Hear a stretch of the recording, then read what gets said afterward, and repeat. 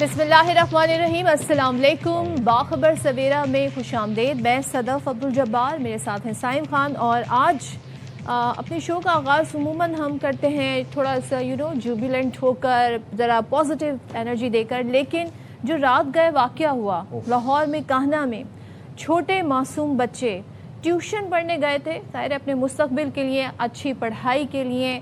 उनके घर वालों ने भी उन्हें पढ़ने के लिए भेजा था, लेकिन अफसोसनाक वाक़े में वो छत गिर गई जहाँ पर वो पढ़ रहे थे और 14 मासूम बच्चे इस दुनिया से चले गए। कोई बच्चा अपने माँ बाप से खर्ची लेके गया था कि चीज़ के पैसे दे दें, कोई बच्चा कलम के पैसे, कोई पेंसिल के पैसे लेके गया था। माँ बाप से ये गम बर्दाश्त नहीं हो पा रहा कि हमने तो पढ़ने के लिए भेजा था, और वो बच्चे कलम से, पेंसिल से, किताबों से पढ़ रहे थे। जो साया देने वाली छत थी वो उनके ऊपर गिर जाएगी, उनको नहीं पता था, ना ही उनके माँ बाप को पता था। 14 बच्चे इस अलमनाक वाक़ये में शहीद हो गए, और अफसोसनाक वाक़या था क्योंकि वो जो घर था मतलब वो बड़ी एक ओल्ड कंडीशन में था, वो बड़ी खस्ता हाल इमारत, मखदूश इमारत। और जो एक आपने देखा ना दूर दराज, खास तौर पे अगर हम गांव देहात में देखें तो इस तरह के घर होते हैं। आज ज़रा इस पर बात करेंगे क्योंकि अब बारिशों का सीज़न आ रहा है और इस तरह के ख़तरात मज़ीद हो सकते हैं, क्योंकि आपको पता है अगर कच्चा घर हो तो बारिश में, तबाहकुन बारिश में ढह भी सकता है। लेकिन पहले हम इस वाक़े के मुतालिक डिटेल जानना चाहेंगे। बहुत सारी ऐसी फैमिलीज़ हैं, माँ बाप पे क्या बीत रही होगी, दुआ गो हैं हम उनके लिए। लेकिन बहुत सारी ऐसी फैमिलीज़ हैं, किसी घर से 3 बच्चे पढ़ने गए थे, एक बच्चा जिंदा बच गया, 2 बच्चे शहीद हो गए। तो ये तमाम तर क्या डिटेल हैं ये आज ज़रा जानेंगे। जो तकलीफ़ है ना, शायद हम अल्फाज में वो माँ बाप की तकलीफ़ बर्दाश्त नहीं कर बयान नहीं कर सकते। और जब हम वो मनाजिर देख रहे हैं तो वो देखे नहीं जा रहे, वो लर्जा तारी कर देते हैं वो मनाजिर देख के। माँ बाप को क्या पता था, बच्चों को क्या पता था कि ये छत गिर जाएगी उनके ऊपर। 14 बच्चे, आप सोचें। और उन बच्चों की एजेस क्या थी, 4 साल से लेकर और 10 साल की उम्र तक के वो बच्चे थे, छोटे छोटे मासूम बच्चे। अफसोस और दुख इस बात का है कि अब बहुत से ऐसे मकानात हैं लाहौर के अंदर, ख़ास तौर पर जब हम काने की बात, नया काना, पुराना काना, गज्जू मता, ये जो फिरोज़पुर रोड के अतराफ़ में ये जो सोसाइटीज़ कह लें या ये जो इलाके हैं, यहाँ पर इस तरह के घर मौजूद हैं। और ये जो घर हैं ये बहुत अरसा पहले के बने हुए हैं। ये वो वाले घर थे जिनमें वो खुले खुले बरामदे होते थे और प्लस्तर के बगैर वाली जो थी वो छतें और दीवारें। यहाँ पर कंस्ट्रक्शन का काम हो रहा था, ये छत ऐसे ही नहीं गिर गई, यहाँ पर कंस्ट्रक्शन का बाकायदा काम हो रहा था। अब अगर मंजर देखें जो कैमरे की आग दिखा रही है, उसमें आपको खुली किताबें, बस्ता, कॉपी, पेंसिल ये दिखाई दे रहा है। और ज़ाहिर है वहाँ पर जो बच्चों की चप्पलें आप देखें, छोटे मासूम बच्चे, इन चप्पल का साइज़ आपको बताता है कि कितने छोटे बच्चे वहाँ पर पढ़ने के लिए गए थे। और ज़ाहिर है माँ बाप जो हैं वो, उनकी दुहाइयाँ, उनकी पुकार, उनकी आहो बका बहुत दर्दनाक है, जिसको हम कहते हैं ना, जो साइम ने कहा कि अल्फाज में आपके सामने बयान भी नहीं कर सकते हैं। वहाँ पर ज़ाहिर है किसको ज़िम्मेदार ठहराएं, सबसे पहला सवाल के उठता है। लेकिन एहतियात ज़रूर करनी चाहिए जब इस तरह के कच्चे मकानात हो, कंस्ट्रक्शन भी हो रही हो। बच्चों को एक दिन की रुख्सत दी जा सकती थी कि आप आज ट्यूशन पढ़ने ना आए जब तक इस तरह का काम हो रहा है। लेकिन ज़ाहिर है अभी इंतज़ामिया भी इस हवाले से कुछ आई थिंक मुकदमा वगैरह भी दर्ज हुआ है, वो भी जानेंगे कि वो किस तनाजुर में, किन दफ़ात पे क्या हुआ, क्या डिटेल रही है इस वाक़े। अच्छा, लेकिन यहाँ पर मैं एक बात करना चाहूँगा, वही बात जो कि मैं रिपीटेडली इस प्रोग्राम में कर चुका हूँ कि ये दुआ अपनी ज़िंदगी में आप इसको ज़िंदगी का हिस्सा बना लें कि आप अल्लाह ताला हमें बुरे वक्त से बचाए और नागहानी आफात से बचाए। ये जो वाक़या था ये एक नागहानी आफत थी, ये नागहानी आफत है ना, इस पर किसको गफलत का मुर्तकिब ठहराएं, किसकी गलती थी, किसको नहीं आना चाहिए था, किसको नहीं, ये एक नागहानी आफत थी और ये किसी के साथ भी। अब घर के, अब देखें फिर वही बात है कि हम अपने घरों की इंस्पेक्शन कितनी करवाते हैं, हम इग्नोर कर देते हैं। क्रैक्स भी आ जाए अगर दीवारों में, छत पे भी आ जाए तो हम इग्नोर कर देते हैं। मेंटेनेंस। और दूसरे, मैं अगर सिर्फ कराची शहर की बात करूँ ना, तो यहाँ पर पिछले दिनों पूरी एक लिस्ट आई थी ऐसी इमारतों की जो कि मखदूश हैं, जिन्हें फौरी तौर पर एवैक्यूएट करने का कहा गया कि यहाँ पर आपने बहुत सारा काम कराना है। लेकिन वो आपको पता है कि काम उस तरह होते नहीं है। वैसे हम इस वाक़े के बारे में जानना चाहेंगे, हमारे नुमाइंदे यार मोहम्मद मौजूद हैं। यार मोहम्मद, बताइएगा, रात गए तक तो 14 बच्चों के हवाले से, अब कुछ इसमें ज़ख्मी भी ज़ाहिर हुए हैं, ज़रा हमें बताइएगा एग्जैक्टली ये बच्चे जहाँ बैठे थे वहाँ पर किस जगह पर ये वाक़या हुआ, जो बच्चे ज़ख्मी हुए, जो बच्चे बच गए, वो कैसे वहाँ से निकलने में कामयाब हुए, पूरा हमें ज़रा बताइएगा सूरत हाल क्या रही।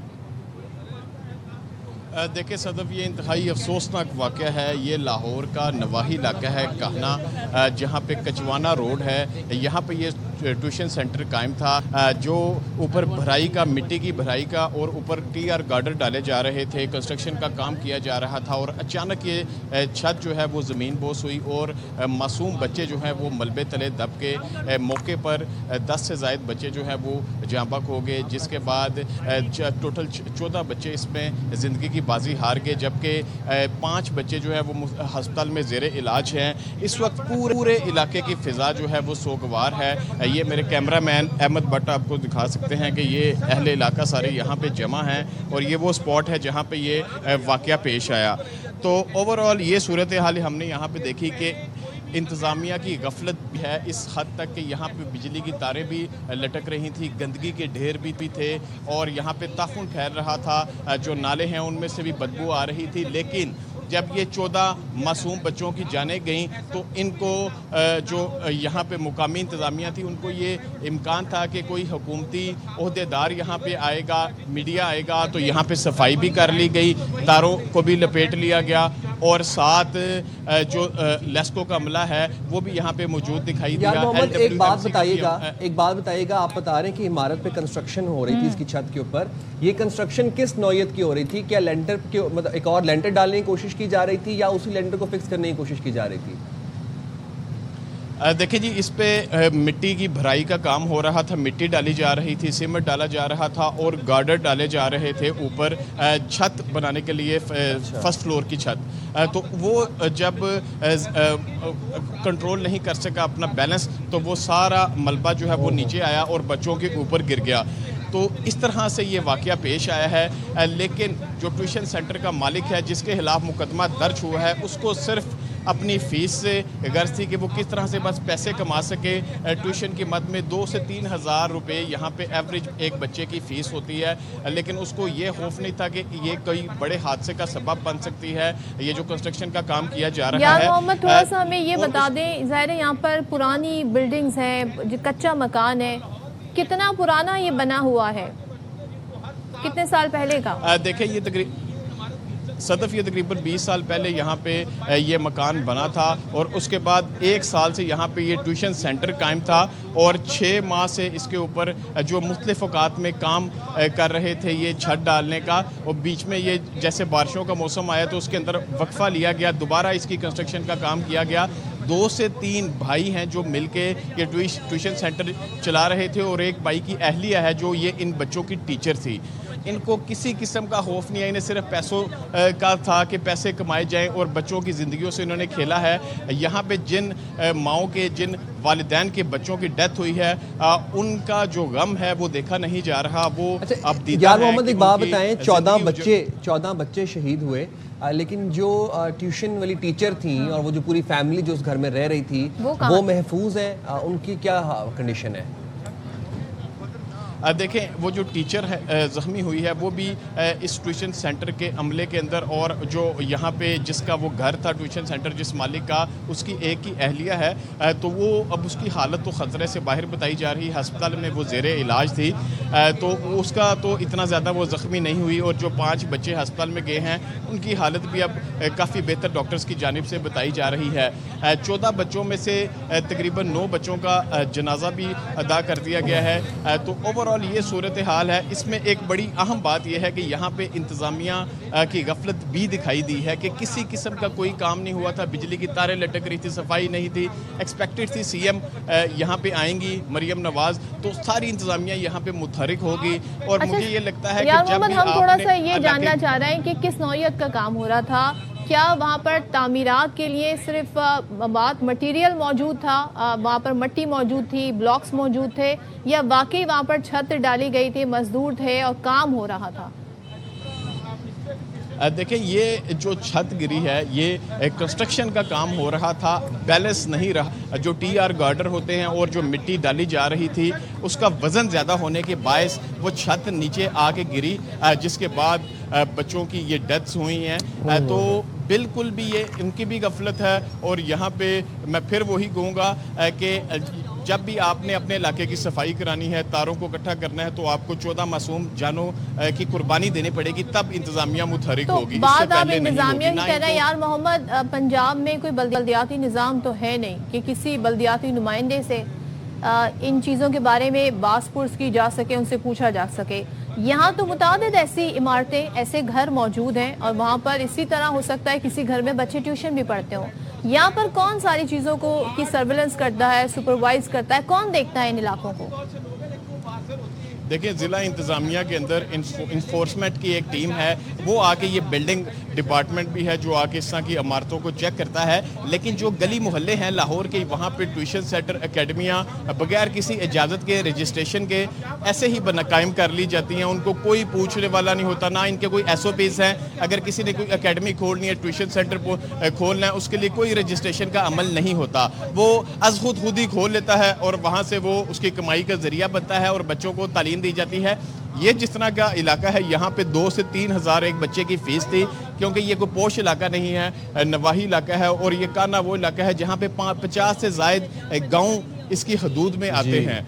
तो यहाँ पे बिल्कुल भी किसी का फोकस नहीं होता। सिर्फ जो सेंट्रल लाहौर हैं, पोश इलाके हैं, jail road, mall road, Gulberg, वहाँ पे तज़य्युन और आराइश की जाती है। यहाँ पे जो ज़िला इंतज़ामिया का अमला है बिल्कुल विजिट नहीं करता। उनको भी चेक करना चाहिए कि अगर आप यहाँ पे आगे कंस्ट्रक्शन कर रहे हैं, कोई ज़िला इंतज़ामिया से यहाँ पर नहीं पहुँचा है।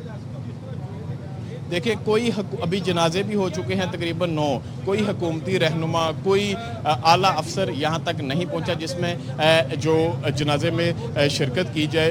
और ख़ुसूसी तौर पे हुकूमती रहनुमा या इंतज़ामिया का कोई ऐसा अहदेदार जो यहाँ पे आके इन फैमिली के सर पे हाथ रखे हमने नहीं देखा। 9 जनाजे हो चुके हैं। तो अब यही इनको एक्सपेक्ट किया जा रहा है यहाँ पे जितनी भी अवाम है कि कोई मिनिस्टर आए, कोई MP आए या कोई इनकी आके दादरसी की जाए, अहले इलाका का कहना है। लेकिन अभी तक कोई ऐसी यार मोहम्मद, अब ये बताइए कि ये एक वाकया तो रिपोर्ट हो गया, अब जाहिर सी बात है ये काने के अंदर अपने इटसेल्फ 20 गांव हैं, उसके बाद काने से पहले गजूमत आ जाता है, फिर नया काना, पुराना काना, अभी काने से आगे जाएं सूए असल, ये इस तरह के मुतअद्दिद इमारतें मौजूद हैं, मुतअद्दिद इलाके हैं जहाँ पर इस तरह के मकानात मौजूद हैं। इनकी इंस्पेक्शन के लिए अब कोई कमेटी बनाई गई है, कोई ऐसा डिपार्टमेंट मखसूस बनाया गया है ख़ास तौर पर इन इमारतों के लिए, इन घरों के लिए? देखिए जी, बिल्डिंग इंस्पेक्शन टीम जो है वो पहले ही ज़िला इंतज़ामिया की मौजूद है, लेकिन वो इस तरह के इलाकों में विज़िट नहीं करते। और क्योंकि कभी भी इस तरह के इलाकों में इस तरह की टीमें बहुत रेयर, बहुत कम देखी जाती हैं कि यहाँ पे आके वो विज़िट करते हैं। ज़्यादातर फोकस अंदरून शहर की जो बुसीदा इमारतें हैं वहाँ पे है। लेकिन ये जैसे वाक़या हुआ है तो एक ऐसी टीम या ऐसी कमेटी बनानी चाहिए जो जाके ऐसी जगह चेक करें जहाँ पे कंस्ट्रक्शन जारी है कि अंदर क्या काम हो रहा है। जहाँ पे उन घर वालों को तो खतरा मौजूद था, लेकिन जो दीगर बच्चे थे, मोहल्लेदार बच्चे थे, उनकी ज़िंदगियों से खेला गया है। और जो FIR लॉन्च की गई है, हाँ जी, FIR का बताइएगा। FIR लॉन्च की गई है, उसमें 322 की दफ़ा लगाई गई है, जो एक संगीन दफ़ा होती है। उसके तहत इनको सज़ा दिलवाई जाएगी। पुलिस हुकाम का कहना है बिल्कुल इनको सज़ा दिलवाई जाएगी। जो इन्फोर्समेंट इंस्पेक्टर है निश्तर टाउन का, उसकी मुद्दत में ये मुकदमा दर्ज हुआ है कि यहाँ पे अहले मोहल्ला, उनका क्या कहना है? क्योंकि उनके भी ऐसे ही घर होंगे, वो क्या कह रहे हैं इस सूरत हाल पे? बिल्कुल जी, वो भी काफ़ी ज़्यादा खौफज़दा और दिखाई दे रहे हैं कि जिस तरह ये वाक़या पेश आया है। उनका ये कहना है कि आज के बाद इस जगह पे देखा जाएगा, ख़ुद इंस्पेक्शन की जाएगी कि किस घर के अंदर क्या काम हो रहा है, क्या कारोबार हो रहा है, कहाँ पे ट्यूशन सेंटर्स कायम है। उनका कहना है कि हमारे घर भी कुछ हस्ता हाल हैं, इनकी भी तामीर की जाएगी। लेकिन अब एक अवेयरनेस हुई है इस वाक़े के बाद। लेकिन जब हमेशा से जब ऐसे वाक़या पेश आता है उसके बाद अवाम भी मुतहरिक होती है कि अपने घरों की तामीर जो है उनको किया जाए, उनको उनकी हस्ता हाली को ख़त्म किया जाए। इससे कबल ये भी घर, पूरा मोहल्ला इसी तरह का दिखाई दे रहा है। यार मोहम्मद, ये किसी के बच्चे थे, आपकी जिम्मेदारी थी इनको एक सेफ जगह फराहम करना। यार आप सवाल पूछने से पहले मैं एक बस बात ये कहना चाहती हूँ। यार मोहम्मद ने एक बहुत अच्छा पॉइंट यहाँ पर रेस किया है कि देखिए, जब आप शहरों में होते हैं ना तो आपको रजिस्टर कराने पड़ते हैं ट्यूशन सेंटर। ये रिवाज अब गांव देहात में भी होना चाहिए کہ آپ اپروو کروائیں اور اس بلڈنگ کی انسپیکشن کریں جہاں پر بچوں نے بیٹھ کر تعلیم حاصل کرنی ہے. ہمیں ان بچوں کو ایک سیف انوائرمنٹ فراہم کرنا ہے, ان کو سیکیورٹی فراہم کرنی ہے, تو یہ ذمہ داری انتظامیہ کی بنتی ہے, چاہے وہ ضلع انتظامیہ ہو یا حکومت ہو. اچھا میں آپ کو مزے کی بات بتاتا ہوں, اس میں ایک اور اینگل یہ ہے, یار محمد اس بات سے اگری کریں گے, تصدیق بھی کریں گے. یہ کانا آپ جیسے کراس کریں جہاں پر جس علاقے میں یہ واقعہ پیش آیا ہے, کراس کرتے ساتھ ہی بڑی بڑی گرینڈیور قسم کی سوسائٹیز بنی ہیں for high society, elite strata of Lahore. اور ایسا نہیں ہے کہ بہت ہی کوئی دیہی علاقہ تھا, یہاں پر اچھی خاصی بڑی بڑی سوسائٹیز ہیں جہاں پر 4-4 8-8 کنال کے لوگوں کے فارم ہاؤسز ہیں, لوگوں کے گھر بنے ہوئے پرتعیش, اور کیا خوبصورت ازین و آرائش کی جاتی ہے ان سوسائٹیز کی. یار محمد اگر آپ میری بات سے اگری کریں تو آپ یہ بتا سکیں گے کہ ایسا کوئی علاقہ نہیں ہے جہاں پر کہ ہم کہیں کہ کوئی انتظامیہ کا بندہ نہیں جا سکتا, یا کوئی بہت ہی کوئی سبربز میں یہ علاقہ تھا؟ بالکل سائم آپ نے ٹھیک کہا ہے, یہاں پہ تقریباً 40 سے زائد سوسائٹیاں 2 سے 3 سال میں بنی ہیں اپنا کہنا تھانہ کی حدود میں. یہ ایک ایسا تھانے کی حدود سے ہمیشہ علاقہ ڈسکرائب کیا جاتا ہے کہ پنجاب کا ایک بڑا تھانہ ہے اور زیادہ حدود ہے اس کی. تقریباً آپ کہہ سکتے ہیں کہ 50 سے 60 کلومیٹر محیط پہ اس کی جو حدود ہے اس تھانے کی, تو کافی زیادہ سوسائٹیاں 40 سے زیادہ, لیکن 50 سے زائد یہاں پہ گاؤں بھی موجود ہیں جن کی حالت اسی طرح ہے. سوسائٹیز تو مین فیروز پور روڈ کے اوپر بن گئی ہیں جو کافی فیمس سوسائٹیز بھی ہیں, وہاں پہ ہی لوگ جاتے ہیں انتظامیہ کے بھی. لیکن اس طرح کے جو علاقے ہیں جو فیروز پور روڈ کے 2 سے 3 کلومیٹر اندر اس طرف اور اس طرف بیک سائڈ پہ فیروز پور روڈ کی دونوں اطراف جو گاؤں بنے ہوئے ہیں وہاں پہ بالکل فوکس نہیں ہے. سوسائٹیز ساری مین فیروز پور روڈ کے اوپر ہیں, تو کوئی اتنی زحمت نہیں کرتا کہ 3 سے 4 کلومیٹر سفر کر کے کسی گاؤں کے اندر جایا جائے, وہاں پہ چیک کیا جائے کہ کیا ہو رہا ہے. تو یہ جو واقعہ ہے یہ کئی سالوں تک یاد رہے گا, کیونکہ آئی اوپننگ ہے یہ واقعہ, دردناک جتنا ہے اتنا ہی آئی اوپننگ ہے. چاہے آپ دیکھیں, اب بہت تھینک یو سو مچ یار محمد, آپ نے ہمیں ڈیٹیل بتائی. اب دنیا بہت ترقی کر گئی ہے, اب شہر کیا اب گاؤں دیہات بھی بڑے ایڈوانس ہو گئے ہیں. جب وہاں پر بجلی کا نظام پہنچ سکتا ہے, جب وہاں پر پانی پہنچ سکتا ہے, جب وہاں پر گیس پہنچ سکتی ہے, سڑکیں بن سکتی ہیں, تو پھر بچوں کے لیے اسکول ہو, ٹیوشن سینٹر ہو, وہ رجسٹر کیوں نہیں ہو سکتے؟ اور جو بھی ٹیوشن سینٹر اسکول رجسٹرڈ ہو ان کی لازمی سالانہ انسپیکشن ہونا ضروری ہے کہ آیا وہ جو بلڈنگ ہے, کیونکہ یہاں پر خستہ حال عمارتیں ہیں, کچے مکانات ہیں, تو یہاں پر آئی تھنک یہاں پر متحرک ہونے کی بہت ضرورت ہے. اور ایکولی پورے لاہور کو اسکروٹنائز کرنے کی ضرورت ہے. صرف اندرون لاہور کا حصہ نہیں ہے, صرف سینٹرل لاہور کا حصہ نہیں ہے. اگر اندرون لاہور میں نیلا گنبد کو گرا کے دوبارہ سے ریجوینیٹ کیا جا سکتا ہے, اچھرا بازار جو ہے وہ دوبارہ سے بنایا جا سکتا ہے, تو یہ بھی لاہور کا حصہ ہے نا. کانے کے گاؤں, نیا کانا, پرانا کانا, گجو متا, یہ سارے علاقے جو ہیں یہ لاہور کا حصہ ہیں. تو یہاں پر اگر مین کے اوپر سوسائٹیز بنا دی گئی ہیں بڑی بڑی, تو ان سوسائٹی سے 2-2 کلومیٹر اندر جا کے بھی دیکھنا چاہیے انتظامیہ کو کہ کیا چل رہا ہے ان دیہاتوں کے اندر, ان گاؤں کے اندر. ازما بخاری I totally agree. اچھا آپ ازما بخاری صاحبہ کی بات کر رہے ہیں, وزیر اطلاعات ہیں پنجاب کی. ان کا یہ کہنا ہے کہ یہ ایک نجی گھر تھا جہاں پر خاتون ٹیچر گزر بسر کے لیے بچوں کو ٹیوشن پڑھاتی تھیں, اور باقی کے وقت کمرے میں ٹیچر کے بچوں سمیت 34 بچے موجود تھے. اور وزیر اطلاعات پنجاب یہ بھی کہتی ہیں, انہوں نے پروگرام لائیو تار میں گفتگو کر رہی تھی کہ 20 بچوں کو بچا لیا, جہاں بھاگ 14 بچے جائے حادثہ پر ہی دم توڑ چکے تھے. تو سن لیتے ہیں وہ کیا کہہ رہی ہیں. گھر کے ایک کمرے کو ٹیوشن سینٹر بنایا ہوا تھا گزر بسر کے لیے. جب یہ واقعہ پیش آیا تب ان کے پاس 34 جو ہے وہ بچے موجود تھے, ان کے اپنے بچے بھی شامل تھے. 20 بچوں کو الحمدللہ زندہ وہ ریسکیو کر لیا گیا. 14 بچے جو ہیں جان سے گئے. مالک ہیں اس گھر کے اور جو مستری کام کر رہے تھے, اسے یقیناً پوچھ گچھ ہو رہی ہے. حال تو پھر یہ ہے کہ ان سب کو پکے گھر بنا کے دیے جائیں. کئی دفعہ جو ہے وہ سروے ہوتے ہیں, انتظامیہ جو ہے وہ آ کے کہتی بھی ہے کہ جی آپ کا گھر رہنے کے قابل نہیں ہے, آپ گھر کو جو ہے وہ یا خالی کر دیں, لیکن گھر چھوڑنے کے لیے کوئی بندہ راضی نہیں ہوتا. گھر ایک چیز ہی ایسی ہے جس کو کوئی بندہ اپنی مرضی سے تو خالی نہیں کرتا. ایک چیز جو ازما صاحبہ کہہ رہی تھی کہ اس کا حل یہ ہے کہ پکے گھر بنا کر دیے جائیں. کہتی ہیں جب سروے ہوتے ہیں, آئی ڈونٹ نو لاسٹ یہاں پر سروے کب ہوا, لیکن وہ یہ کہتی ہیں کہ جب سروے ہوتے ہیں اور کہا جاتا ہے آپ کا گھر رہنے کے قابل نہیں ہے, خالی کر دیں, تو یہاں کے مکین گھر چھوڑنے کو تیار نہیں ہوتے. اچھا مکین کوئی بھی اپنا مکان چھوڑنے کے لیے تیار نہیں ہوتا, چاہے وہ کراچی ہو, چاہے وہ لاہور ہو, چاہے وہ پکا کروایا جا سکتا ہے. لیکن یہیں پہ تو انتظامیہ کا رول آتا ہے کہ آپ ان کو متبادل جگہ فراہم کرنی ہوتی ہے, وہ وہاں پر رہیں تب تک ان کا گھر پکا ہو. یہ پورے ملک میں ہی یہ سینیریو ہے, یہ خالی لاہور کے لیے نہیں ہے. D I G operations Faisal Kamran صاحب ہمارے ساتھ موجود ہیں, ان سے ذرا بات کر لیں گے. فیصل صاحب بتائیے گا, انتہائی افسوسناک واقعہ ہے, اور کانا ٹیوشن سینٹر حادثے کے بعد اب تک پولیس نے کیا تحقیقات کی ہیں؟ ایف آئی آر میں کون سی دفعات شامل کی گئی ہیں اور کس کے خلاف کی گئی ہیں؟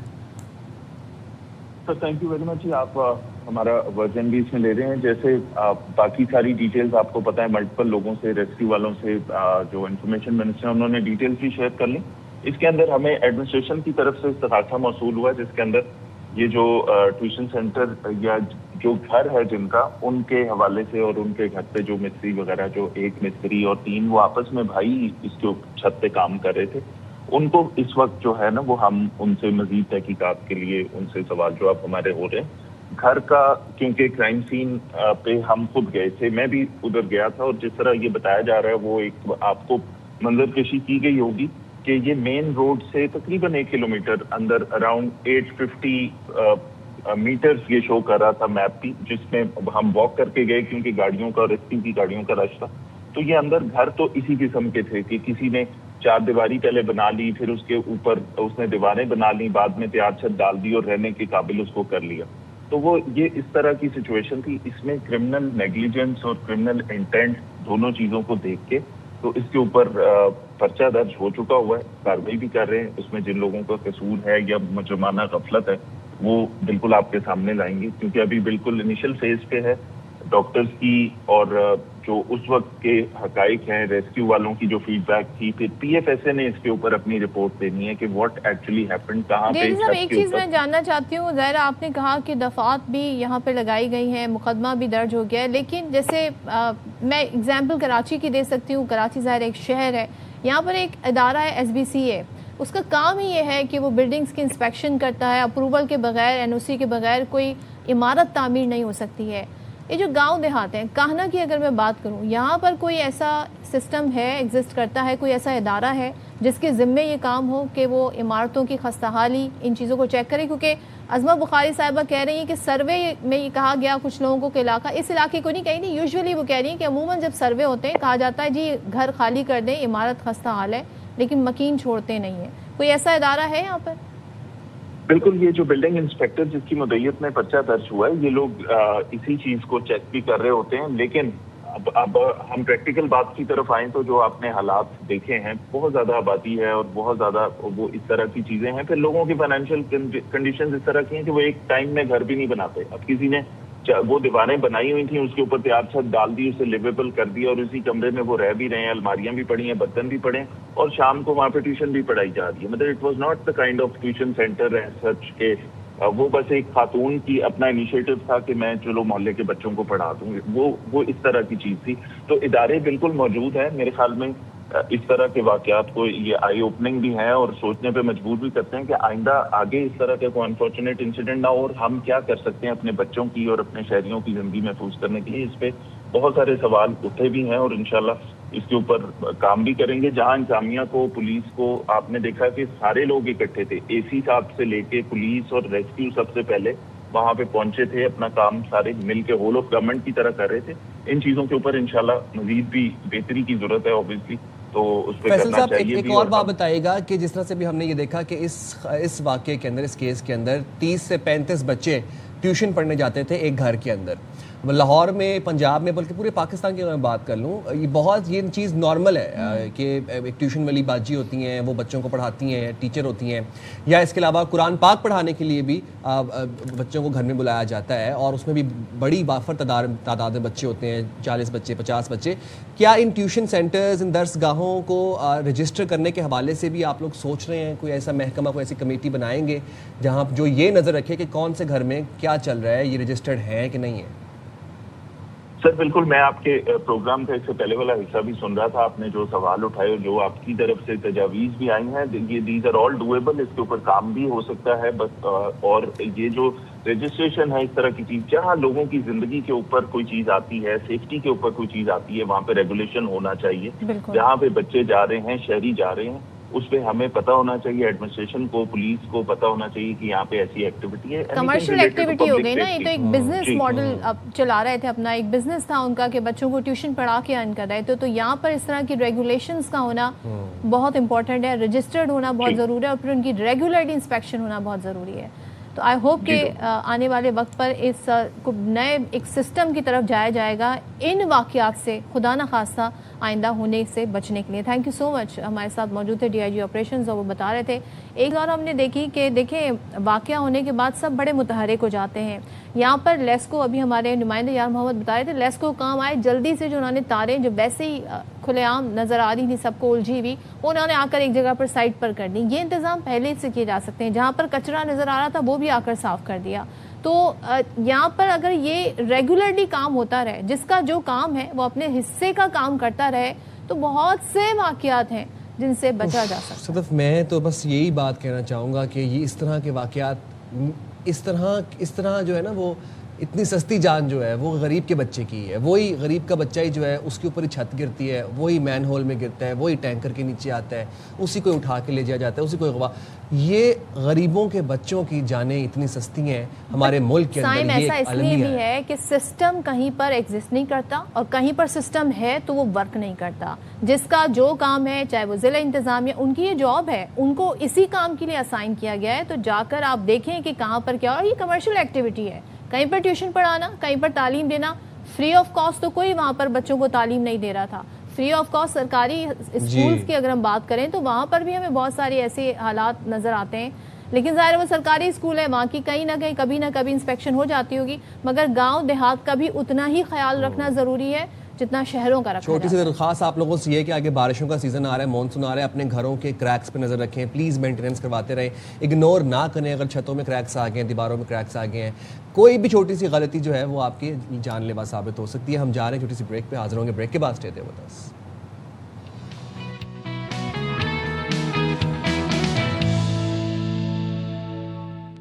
ویلکم بیک جناب. اور آپ کو یاد ہوگا پچھلے سال کی بات ہے جب مارکہ حق کیا پاکستان نے اور اپنے اس آپریشن کے اندر پاکستان نے کامیابی سمیٹی اللہ تعالیٰ کے فضل و کرم سے. اس کے بعد پاکستان کے بارے میں دنیا معترف ہوئی کیونکہ بھارت نے پاکستان پر ایک جنگ مسلط کی تھی. اس جنگ کا آغاز کہاں سے ہوا تھا؟ بیسیکلی بھارت نے پاکستان کے ساتھ آبی دہشت گردی کرنے کی کوشش کی تھی. پاکستان کے جو پانی ہے اس کا رخ موڑنے کی کوشش کی تھی, اس کو ذخیرہ کرنے کی کوشش کی تھی, سنتاس معاہدے کے خلاف, جو کہ آپ نہیں کر سکتے سنتاس معاہدے کے خلاف کے مطابق. اور سنتاس معاہدے کو بھارت نے کہا کہ ہم یونیلیٹرلی مطلب ون سائیڈڈ ہم اس کو یک طرفہ طور پر معطل کرتے ہیں, جو کہ آپ نہیں کر سکتے. کوئی بھی فریق ایک معاہدے کو جو کہ UN بائنڈنگ ہے اس کو یونیلیٹرلی اسے کوئٹ نہیں کر سکتا. پاکستان نے یہ بات بڑی کلیئر اور واضح کر دی تھی کہ آبی دہشت گردی ہے, یہ سرخ لائن ہے, پاکستان کے عوام کی جائز حق ہے پانی, اور اس کے ساتھ اگر بھارت چھیڑ چھاڑ کرے گا تو اس کا مطلب ہے کہ بھارت پاکستان کے ساتھ جنگ کرنے لگے. اچھا, بھارت کے پاس جو پلے بک ہے نا وہ اسرائیل والی ہے. اسرائیل دنیا کے کسی قانون, کسی نظام, کسی سسٹم کو نہیں مانتا ہے, تو بھارت بھی وہی کہتے ہیں نا فٹ اسٹیپ فالو کر رہا ہے. اب پاکستان کے جو دریائے ہیں ان کا پاکستان کا پانی انہوں نے روکا. بھارت نے سنتاس معاہدے کو غیر قانونی طور پر معطل کر کے بین الاقوامی جو قانونی ایک سسٹم ہے, نظام ہے, اس کو کمزور کیا. جو خطہ ہے اس کو ایک نئے تنازع میں اس نے جھونک دیا. اور ہم دیکھ رہے ہیں کہ سنتاس معاہدے کی اہمیت اور آبی وسائل کے تحفظ پر اسلام آباد میں ایک سیمینار کا انعقاد بھی ہوا. اب بار بار ظاہر ہے جو انٹرنیشنل باڈیز ہیں ان کو بتایا جا رہا ہے اور وہ بھی ایگری کرتی ہیں اس بات پر کہ کوئی ملک اگر کسی معاہدے کا پابند ہے تو وہ اپنے طور پر یک طرفہ طور پر اس معاہدے کی خلاف ورزی نہیں کر سکتا ہے. لیکن اس خطاب میں ظاہر ہے ہم بات کریں گے کہ پوائنٹس کیا ریز کیے گئے. نائب وزیر اعظم اسحاق ڈار نے دو ٹوک الفاظ میں کہا کہ سنتاس معاہدہ کمزور کرنے کی قیمت جو ہے وہ بھاری ہے جو بھارت کو ادا کرنی ہوگی, اور بھارت جنگ کے بیج بونے کی کوشش نہ کرے. پاکستان پانی کے حق سے محروم جو کرنے کی پاکستان کو کوشش کی جا رہی ہے اس کے سنگین نتائج نکل سکتے ہیں. اور اس کے علاوہ پھر اس میں ہم نے دیکھا کہ وزیر اطلاع تارڑ بھی شریک تھے, بلاول بھٹو صاحب تھے, مصدق ملک صاحب سب نے تقاریر کی. لیکن اسحاق ڈار صاحب نے کیا فرمایا ذرا آپ کو انہی کی زبانیں سناتے ہیں. پہلے Our position is very, very clear. We reject India's unilateral and illegal announcement. Indus Waters Treaty remains valid, binding, fully operative. Protecting these waters is a matter of vital national interest. I sincerely advise India against sowing the seeds of war and jeopardizing the peace and security. There should be no misunderstanding. Any attempt to deprive Pakistan of the waters rightfully allocated under the Indus Water Treaty would have profound consequences for under a treaty that اچھا، اسی تقریب میں اسی seminar میں مصدق ملک صاحب بھی گوش گزار تھے. انہوں نے بڑی زبردست ایک بات کی. انہوں نے کہا کہ اگر بھارت جو ہے وہ سنتاس معاہدے کو یونیلیٹرلی اس سے کوئٹ کرتا ہے یا اس کو ختم کرنے کی کوشش کرتا ہے, اس میں ترمیم کرنے کی کوشش کرتا ہے, اس کا مطلب یہ ہے کہ دنیا بھر میں جتنے بھی ڈاؤن اسٹریم ممالک ہیں جن کے اپ اسٹریم ممالک کے ساتھ معاہدے ہیں, یہ تو ایک پریسیڈنٹ سیٹ ہو جائے گا. تو یہاں پر کیس صرف پاکستان کا نہیں ہے, یہ پوری دنیا کا کیس ہے, اور پوری دنیا میں جتنے ڈاؤن اسٹریم ممالک ہیں ان کے عوام کے جائز جو پانی کے حقوق ہیں یہ ان کا کیس ہے. وزیر اطلاعات عطا تارڑ بھی گفتگو کر رہے تھے. انہوں نے کہا کہ سندھ طاس معاہدہ 24 کروڑ پاکستانی عوام کی لائف لائن ہے, جس سے یک طرفہ طور پر نہ تو معطل کیا جا سکتا ہے, نہ تو اس میں ترمیم کی جا سکتی ہے, اور نہ اس کو ختم کیا جا سکتا ہے. پاکستان کے عوام کے حق کا ہر صورت پاکستان دفاع کرے گا اور تحفظ یقینی بنائے گا. سنواتے ہیں آپ. Prime Minister Shehbaz Sharif, Field Marshal Saeed Asim Munir, the Honorable Minister for Defence on various occasions has made it clear the people of Pakistan have a right to the water of the Indus, and the Indus Water Treaty cannot be amended, revoked, suspended or held in abeyance because it cannot be done unilaterally. An attempt is made to stop the water of Pakistan. Our national leadership stands resolved to respond effectively to restore the water for the people of Pakistan. اور اسی seminar سے Peoples party کے chairman Bilawal Bhutto Zardari انہوں نے بھی خطاب کیا, اور انہوں نے کہا کہ آبنائے ہرمز کی بندش سے امریکہ اور ایران میں امن نہیں ہو سکا, تو سندھ طاس معاہدے کی بحالی کے بغیر پاکستان اور بھارت کے درمیان امن کیسے ہو سکتا ہے. سو بھارت کو پانی کو بطور ہتھیار استعمال کرنا کسی صورت قابل قبول نہیں ہے. کیا کہہ رہے تھے بلاول صاحب, آئیے سنتے ہیں. No ceasefire and no peace can be achieved between the United States and Iran with the Strait of Hormuz shut. Similarly, how can any ceasefire between India and Pakistan hold without the Indus Water Treaty being restored? How can Pakistan be expected to sustain a ceasefire when India continues to pose an existential threat? Pakistan must treat every step towards the strangulation of its waters as a national security assault. This is the weaponization of water. We do not seek war, but peace is not surrender. بات کریں گے اسی حوالے سے ماہر آبی امور doctor Pervez نعیم صاحب ہمارے ساتھ موجود ہیں. بہت شکریہ ڈاکٹر پرویز صاحب, آپ نے باخبر سویرا کے لیے وقت نکالا.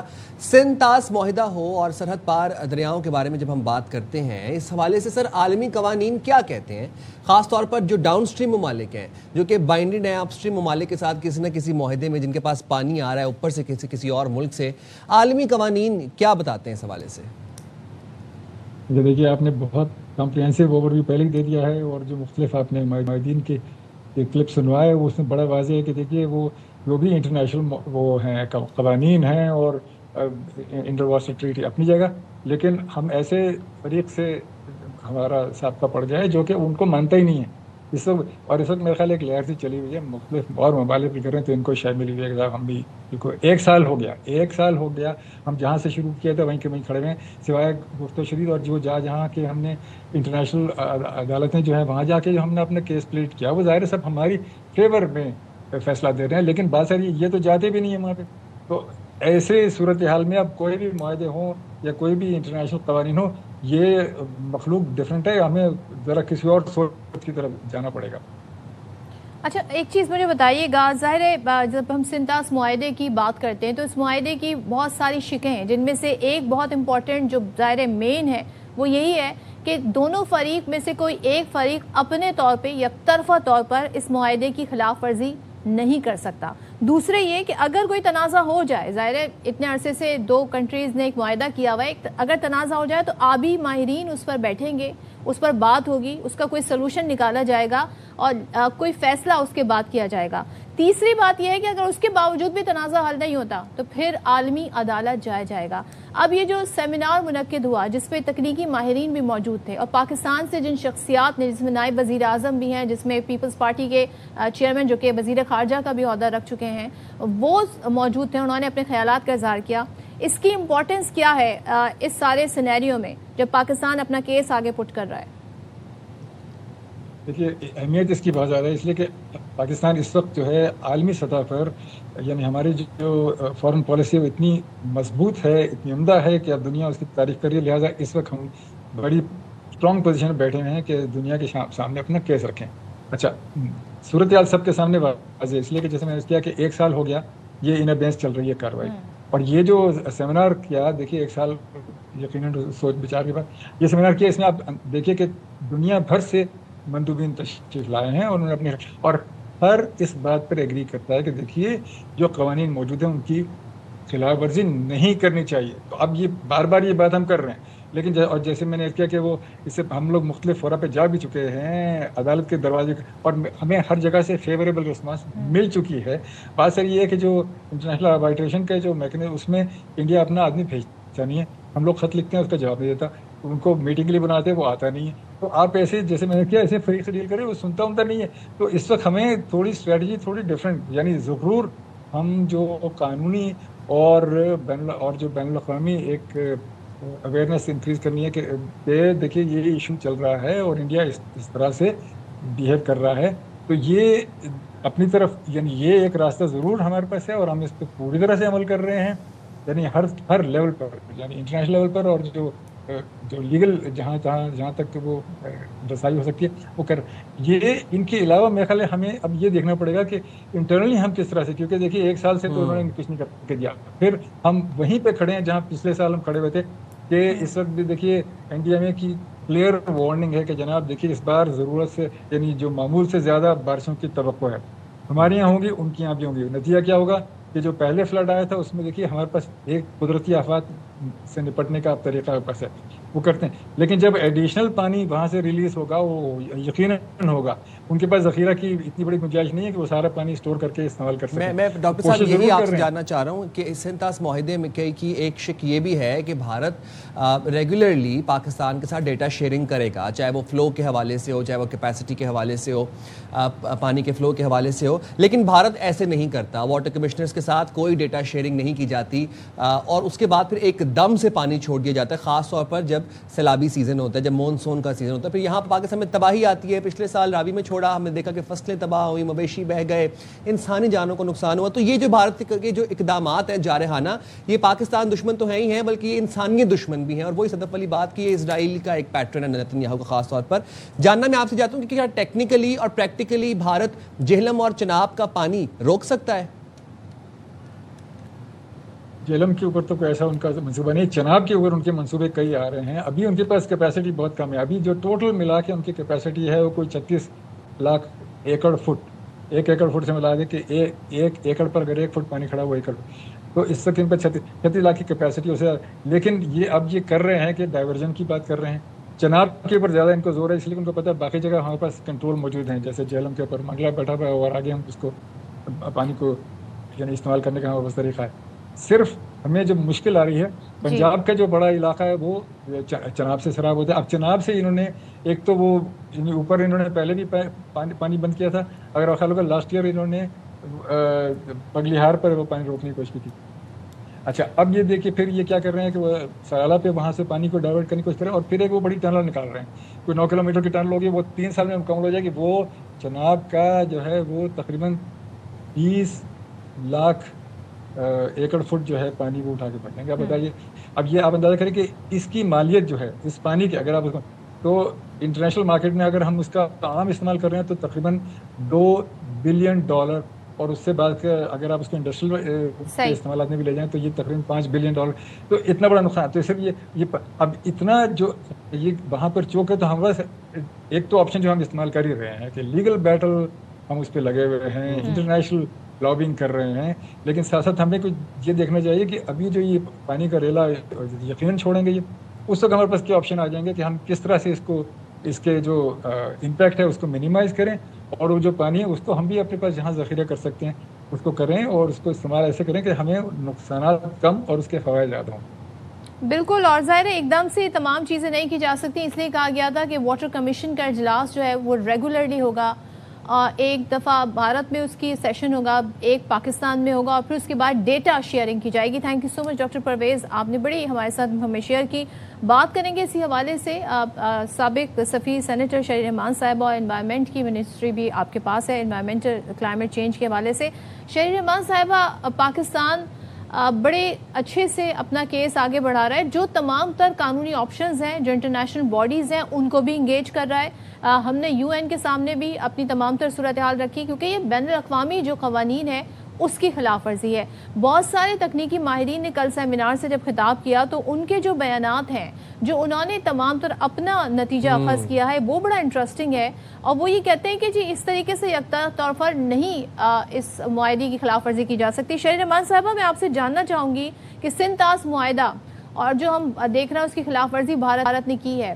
سرحد پار دریاؤں کے بارے میں جو عالمی قوانین ہیں وہ بڑے امپورٹنٹ ہیں, وہ ہمیں بتاتے ہیں کہ ایسا یک طرفہ طور پر نہیں ہو سکتا ہے. Now, what options do we have? Pakistan کے پاس کیا آپشنز ہیں؟ ہم نے انٹرنیشنل باڈیز کو بھی انگیج کیا ہے, کل تکنیکی ماہرین بھی پر اظہار خیال کر رہے تھے. اب ہم کیا کر سکتے ہیں مزید؟ جی, اس وقت ٹیکنیکل طور پہ تو یہ واضح ہے کہ جو یہ دھمکیاں دے رہے ہیں اور 2016 سے یہ اعلیٰ سطح سے دھمکیاں دے رہے ہیں, اور اب ریسنٹلی ان کے آبی ذخائر کے منسٹر جو پٹیل صاحب ہیں شاید غالباً, انہوں نے بھی ایک بہت عجیب و غریب اور میں سمجھتی ہوں بالکل ہی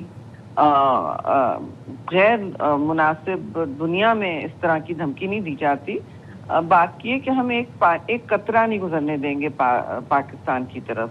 تو اس وقت تو صورتحال یہ ہے کہ ان کی کوئی صلاحیت یا کیپیسٹی نہیں ہے لارج اسکیل پہ کہ وہ پانی روک سکیں. what they are doing is جو انہوں نے ابینس کا لفظ ایجاد کر لیا ہے, مطلب ایجاد تو نہیں کیا, مطلب ڈسکور کر لیا ہے, اس میں وہ یہ کر رہے ہیں کہ ڈیٹا نہیں شیئر کر رہے. ڈیٹا شیئرنگ ایک بہت کلیدی حصہ ہے اس سندھ طاس معاہدے کا, اور ڈیٹا شیئرنگ ایسی جو کمیشن کے ذریعے ہو, کوئی رینڈملی فارن آفس میں وقتاً فوقتاً نہیں بھیجا جاتا جیسے یہ اب کبھی کبھی کر رہے ہیں. تو اب صورتحال یہ کہ اس وقت ان کے پاس کیپیسٹی نہیں ہے اپنے مضمون مقاصد اگر یہ پورا کرنا چاہتے ہیں تو ٹرانس باؤنڈری ٹریٹی. دیکھیں پاکستان کے پاس لیگل آپشنز تو بہت ہیں اور پاکستان نے استعمال بھی کیے ہیں. کورٹ آف آربیٹریشن میں بھی یہ پاکستان کا مقدمہ بہت سراہا گیا, قبول کیا گیا, اور پاکستان نے فرینکلی وہ جیتا ہے ہیگ میں. پھر یونائٹڈ نیشنز کی کمیٹیز جو ہیں 2025 میں ایک پورا ریویو کیا گیا, اور وہاں بھی یہ کہا گیا کہ پاکستان, مجھے یاد ہے کہ پاکستان کو آپ کسی بھی طرح اس طرح پاکستان کے دریا ٹریٹی جو کے ذریعہ گورن ہوتے ہیں, ٹرانس باؤنڈری دریا, اس طرح آپ روک نہیں سکتے. اور پاکستان کا موقف صحیح موقف ہے. یہ اقوام متحدہ کی خاص کمیٹی نے رپورٹ کی, اور پھر یہ بھی کہا کہ ہندوستان بار بار دہشت گردی مشروط کر دیتا ہے اس مسئلے سے کہ ہم اس لیے روک رہے ہیں, لیکن یہ نہیں بتاتا جب پوچھا جائے کہ کون سی دہشت گردی, اور شواہد پوچھنے میں بالکل ناکام ہوتا ہے. تو یہ دو باتیں یونائٹڈ نیشنز نے پانی کے حوالے سے اس طرح کہیں کہ یہ ان کی سیاست پر مبنی ہے, اور سیاست پر مبنی. تو اب انہوں نے تیسرا ایک قدم اٹھایا ہے کہ انہوں نے کنالز کی بات ہو رہی ہے, اب بازگشت ہر جگہ ہے کہ اس کی فنڈنگ بہت ہی وسیع تر فنڈنگ ایلوکیٹ کی گئی ہے, اور جو یہ نئے کنالز بنانے کی کوشش میں کافی ٹائم بھی لگے گا, اس میں 6 ملین ایکڑ فیٹ تک پانی وہ ڈائیورٹ اس میں کر سکتے ہیں. تو اس وقت انہوں نے لیگل کنسٹرکشنز کی ہوئی ہیں اپنے ڈیموں پہ, رتلے, بگلی ہار, کشن گنگا, ان پہ ایسا نہیں ہو پایا. لیکن یہ آپ دیکھتے ہوں گے کہ غلط وقت پہ یہ پانی چھوڑ بھی دیتے ہیں جب آپ کو نہیں چاہیے کہ آپ سیزن میں جی غلط سیزن میں پانی چھوڑتے ہیں. جب سوئنگ سیزن ہوتا ہے تو کوشش ہوتی ہے کہ وہاں جتنا روک سکتے ہیں روک لیں. اس طرح کے پن پرکس چلتے رہتے ہیں, لیکن اب یہ بلڈ کر رہے ہیں کیپیسٹی, اور پاکستان کو اسی سٹیج پہ بہت شدید طور پر وارننگ دینی ہوگی, اور پاکستان نے دی ہوئی ہے, ہر سطح پہ دینی ہوگی جی, ان کے ڈپلومیٹکلی دینی ہوگی. اور میں سمجھتی ہوں کہ ڈپلومیٹکلی کیونکہ وہ اب کسی کو تسلیم نہیں کر رہے ہیں. دیکھیے وہ اقوام متحدہ کو تو بالکل ایک طرف کر رہے ہیں, یہ اگنور کر رہے ہیں نا, مسترد کر رہے ہیں ان کی باتیں اور قراردادیں سب کچھ, چاہے وہ کشمیر ہو چاہے وہ اب پانی کی بات ہو.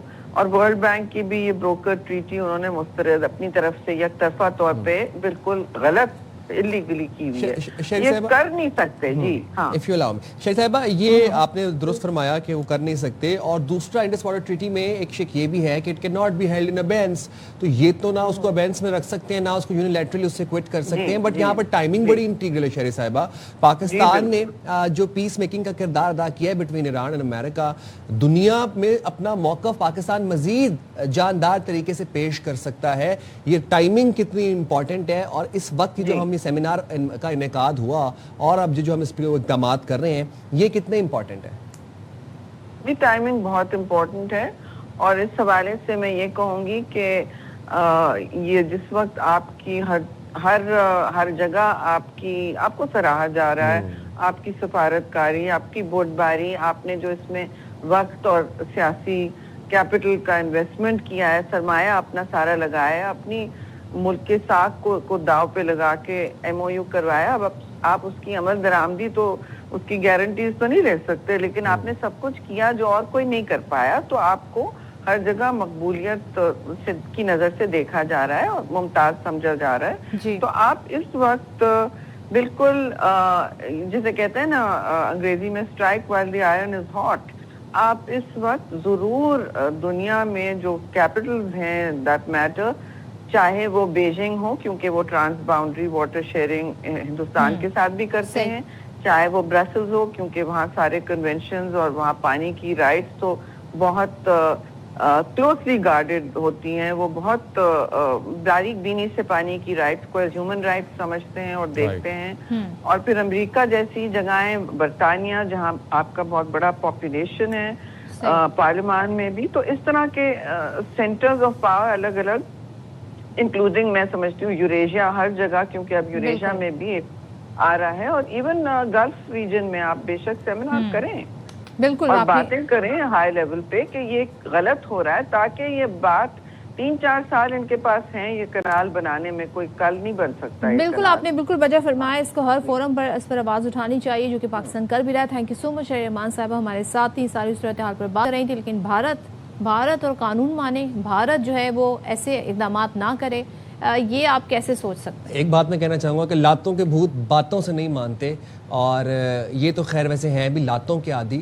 مارکہ حق میں جن کو شکست ہم نے دی اس کے بعد سے بوکھلاہٹ کا شکار ہیں, کبھی کوئی بیان دیتے ہیں, کبھی کوئی حرکت کرتے ہیں, لیکن اس جارحیت کا ان کو سخت سخت جواب دیا جائے گا. صدف, پچھلے کچھ دنوں میں بچوں کے ساتھ زیادتی کے واقعات ہوں یا جنسی ہراسانی کے واقعات ہوں, ڈومیسٹک وائلنس کے واقعات ہوں, بہت تیزی سے رپورٹ ہو رہے ہیں, تشدد کے واقعات ہوں. میں یہ سوچتا ہوں کہ کیا کریں, بچوں کو گھروں میں بٹھا لیں, 4 دیواری سے باہر نہ نکلنے دیں, یا کیا کریں, ان کے لیے کوئی الگ ملک بنا کے وہاں سارے بچوں کو ڈال دیں. بچے اتنے انسیف ہیں ہماری سوسائٹی میں. یہ ٹائم جو ساری بات کہہ رہے ہیں یہ اس لیے کہ فیصل آباد میں ایک واقعہ پیش آیا, اقبال کالونی میں ایک دینی مدرسے کے استاد پر 15 سالہ طالب علم کے قتل کا الزام سامنے آیا ہے.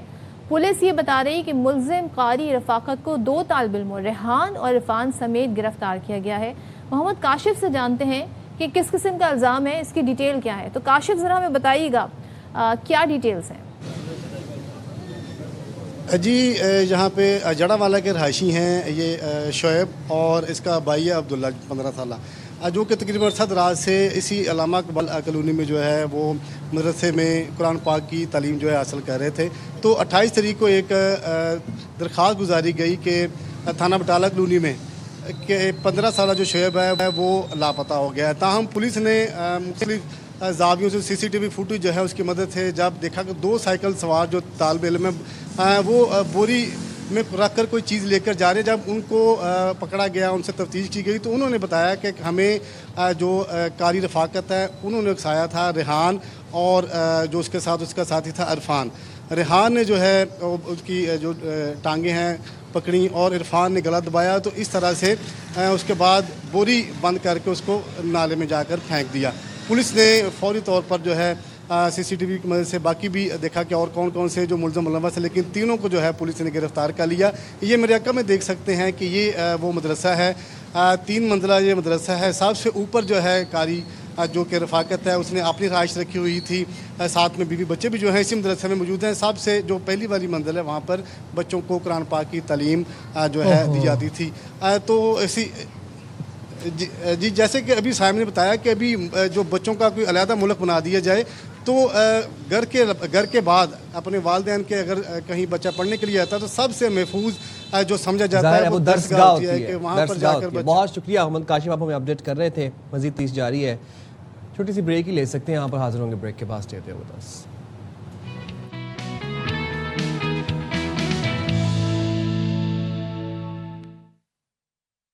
السلام علیکم، ویلکم بیک ٹو باخبر سویرا. جناب امید کرتے ہیں آپ کے دن کا آغاز بہت خوش آئند ہوا ہوگا.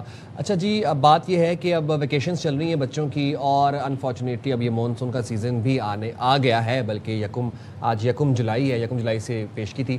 اب لوگوں نے کرنا ہے سیاحتی مقامات کا رخ. شمالی علاقوں میں جائیں گے، پاکستان کے ناردرن علاقوں میں جائیں گے. وہاں مسئلہ کیا ہوگا؟ اب وہاں پر مسئلہ یہ ہوگا کہ آپ کو یاد ہے لاسٹ ایئر دریائے سوات کے اندر ایک پوری فیملی ڈوب گئی تھی. کیوں؟ کیونکہ وہ وہاں پر تصاویر کھنچوا رہے تھے، ایک دم سے ریلا آیا اور ان کو بہا کے لے گیا. اسی طرح ہی ہوتا ہے کہ جب آپ لوگ دریا کے کنارے کھڑے ہوتے ہیں، نیچے سے دریا کا کٹاؤ ہوتا ہے، پتہ نہیں چلتا، پتھر سرک جاتے ہیں نیچے سے اور آپ سیدھا دریا کے اندر چلے جاتے ہیں. اچھا، یہ جو ٹرینڈ ہے نا، یہ اس لیے آج کل ہمیں دیکھنے میں زیادہ آ رہا ہے کہ لوگوں کو ٹک ٹاک ریلز، انسٹا ریلز، یہاں پر یہ دکھانا ہوتا ہے، اپنی ذرا شو آف کرنا ہوتا ہے. یہ اب آپ منظر دیکھیں، یہ ڈبل کیبن گاڑی ہے اور جسے عموماً ڈالا کہا جاتا ہے. یہ آپ منظر دیکھ رہے ہیں. اب انہوں نے یہ سوچا کہ ہماری گاڑی تو اس کو کیا ہو سکتا ہے، یہ تو بڑے آرام سے یہاں سے نکل جائے گی. لیکن بعد میں جا کے اس گاڑی کے ساتھ ہوا کیا، پانی کا جو بہاؤ ہے وہ بڑا خطرناک ہوتا ہے، اور وہ گاڑی جو ہے پھر وہ آگے اپنا کنٹرول چھوڑ دیتی ہے. وہ انجن جو ہے پھر وہ ساتھ دینا چھوڑ دیتا ہے. اور ظاہر ہے گاڑی سڑک کے لیے بنی ہے، پانی کے لیے نہیں بنی ہے. تو آپ لوگ جو خاص طور پہ جو چھٹیاں گزارنے جا رہے ہیں، ان لوگوں سے میری درخواست ہے کہ اس طرح کے مس ایڈونچر نہ کریں، آپ کی زندگی کے لیے بہت بڑا خطرہ ہے. اچھا، میری ایک ڈالے والوں سے خاص طور پر ہاتھ جوڑ کے گزارش ہے کہ بھائی یہ ڈالا بھی گاڑی ہی ہے، کوئی ڈالا ہیلی کاپٹر نہیں ہے، یہ کوئی پر نہیں لگے ہوتے اس کو، یہ اڑ بھی جائے گی اور ٹائر بھی لے گی نہیں. خاص طور پر آج کل ایک ٹرینڈ ہے کہ جناب ڈالوں کے اندر بیٹھ کے اور دریا کراس کرنے کے ساتھ ہم ویڈیو بنا لیں، ٹک ٹاک بنا لیں. نوجوانوں میں یہ پایا جاتا ہے، یہ انتہائی غلط ہے. اس کی اب آپ یہ دیکھ رہے ہیں کہ یہ نتیجہ ہے اس کا، یہ نتیجہ ہے اس کا. آئی ایم سوری، لیکن مجھے I can not like control my self. مجھے خواجہ آصف صاحب کا وہ ایک بڑا آج کل وائرل ہوا ہے ان کا اسٹیٹمنٹ، وہ ڈالوں سے ہی متعلق تھا. انہوں نے کہا جو اسٹیئرنگ پہ بیٹھتا ہے نا اس کے تو پتہ نہیں کچھ اس کو ہو جاتا ہے. تو یہاں پر بھی ہم یہی منظر دیکھ رہے ہیں. انہیں شاید یہ لگ رہا ہے کہ گاڑی جو ہے یہ اڑ پڑے گی، اس کو پر لگ جائیں گے. یہ اب آپ یہ دیکھیں یہ کہاں سے شروع ہوا ہے. آپ دیکھیں یہ کہاں سے شروع ہوا ہے، اور اس کے بعد یہ تو اللہ کا شکر ہے کہ مقامی افراد نے بوٹ کے ساتھ ان کو ریسکیو کر لیا. اور اب آپ دیکھیں، اس کو غور سے دیکھیے گا کہ اس کی جو ڈرائیونگ سیٹ ہے، یہاں سے شیشہ نیچے اتار کے ایک لڑکا باہر بھی نکلا ہے، اور وہ چھت سے ہوتا ہوا پھر وہ پیچھے کیبن کے اندر گیا ہے. لڑکے پیچھے کیبن میں بھی موجود ہے. یہ کیا مطلب، میں آپ کو یہ بتانا چاہ رہا ہوں کہ بر وقت ریسکیو کارروائی ہو گئی تو ان کی جانیں بچ گئی. خدا نہ خواستہ نہ ہوتی تو یہ ہمیشہ قسمت آپ پہ مہربان نہیں ہو سکتی. اس وجہ سے اگر آپ کی فرض کرے زندگی بھی لکھی ہے، آپ کی موت اس وقت نہیں ہے، لیکن آپ زخمی ہو سکتے ہیں، آپ کو بہت نقصان پہنچ سکتا ہے. ساتھ میں ارد گرد کوئی اگر وہاں پر کشتی موجود ہے اس کو نقصان پہنچ سکتا ہے. ہو سکتا ہے دوسرے لوگ آپ کی جو ہے نا فالو کرنا آپ کو شروع کر دیں. یہ کام نہ کریں، اپنی زندگیوں سے اور دوسروں کی زندگیوں سے بال بچے ہیں. اور اب یہ جو آگے وائٹ شرٹ والا لڑکا تھا، اگر یہ بر وقت نہ نکلتا گاڑی سے تو خدا نہ خواستہ یہاں پہ کوئی واقعہ ہو جاتا. اور آپ دیکھیں، یہ آپ لوگوں کو مناظر اس لیے دکھائے جا رہے ہیں کہ یہ عبرت ناک مناظر ہیں. یہ بوٹ پہ کیسے بیچارہ شفٹ ہو رہے ہیں اور کیسے نکلے. اور لکیلی کہ یہاں پہ فیملی نہیں تھی اس کی گاڑی کے اندر، یہ لڑکے تھے تو یہ بر وقت ان کو ریسکیو کر لیا گیا. سوچیں کوئی بچہ ہوتا ہے اس گاڑی کے اندر، کوئی فیملی، کوئی خاتون ہوتی، کیسے ممکن ہو پاتا؟ گاڑی فوراً ڈوب گئی. ہم تو اپنے شو سے، اس باخبر سویرا کے پلیٹ فارم سے بتا رہے ہوتے ہیں کہ صرف پانی ہی نہیں، اگر آپ ان علاقوں میں جا رہے ہیں جہاں سے آپ واقف نہیں ہیں، بالائی علاقوں پر جا رہے ہیں، ناران، کاغان، سوات جا رہے ہیں، آپ کو نہیں معلوم، یو آر ناٹ فیملیئر کہ وہاں پر کھائیاں ہیں، خطرناک موڑ ہے، ناہموار سڑک ہے، گاؤں دیہات کے راستے ہیں، کچی پکی سڑک ہے. تو وہاں پر تو آپ کو سڑک پر بھی گاڑی بڑی احتیاط سے چلانی چاہیے، نہ یہ کہ آپ پانی کے اندر یہ تمام تر کر رہے ہیں۔ پچھلے سال بھی ہم نے اس طرح کے بہت سارے ہم پچھلے سال جو دریائے سوات میں واقعہ پیش آیا، پوری فیملی، یہ دیکھیں، یہ کوئی مناظر ہی بھول سکتا ہے، یہ پکچرز ٹک ٹاک بنا رہے تھے اور پوری فیملی بہہ گئی۔ ہم یہ مناظر نہیں بھول سکتے، ہم لوگوں نے یہ وٹنس کیے تھے اور اتنا پورا سال ہم آپ کو بتاتے رہے ہیں، اس کے باوجود بھی ہمیں اس طرح کے واقعات رپورٹ ہوتے ہیں کہ دریاؤں کو کراس کیا جا رہا ہے ڈالے کے اندر بیٹھ کے۔ پھر وہی بات ہے، وہی خواجہ صاحب والی بات ہے کہ ڈالا ایک ولگیرٹی کا نام ہے، یا جو ڈالا چلا رہا ہے، جو ڈالے کو ڈرائیو کر رہا ہے، اس کو پتہ نہیں لگتا ہے کہ شاید وہ جہاز ڈرائیو کر رہا ہے، کہ کہیں پر بھی لے کے گھس جائے گا اور یہ نکل جائے گا۔ لیکن یہ جو واقعہ ہے نا پچھلے سال کا ہے، اور اس کا جو سب سے دردناک پہلو تھا نا وہ یہ تھا کہ یہ فیملی یہاں پر کافی دیر کھڑی رہی، وہ اپنے ایک ایک پیارے کو جاتے ہوئے دیکھتے رہے، کیونکہ وہاں پر کسی کا پہنچنا بڑا مشکل ہو گیا تھا۔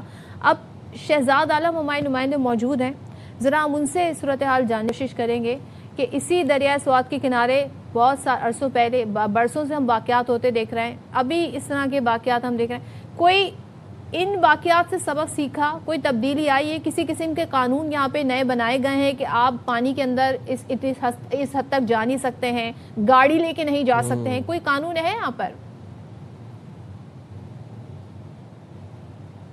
جی شہزاد،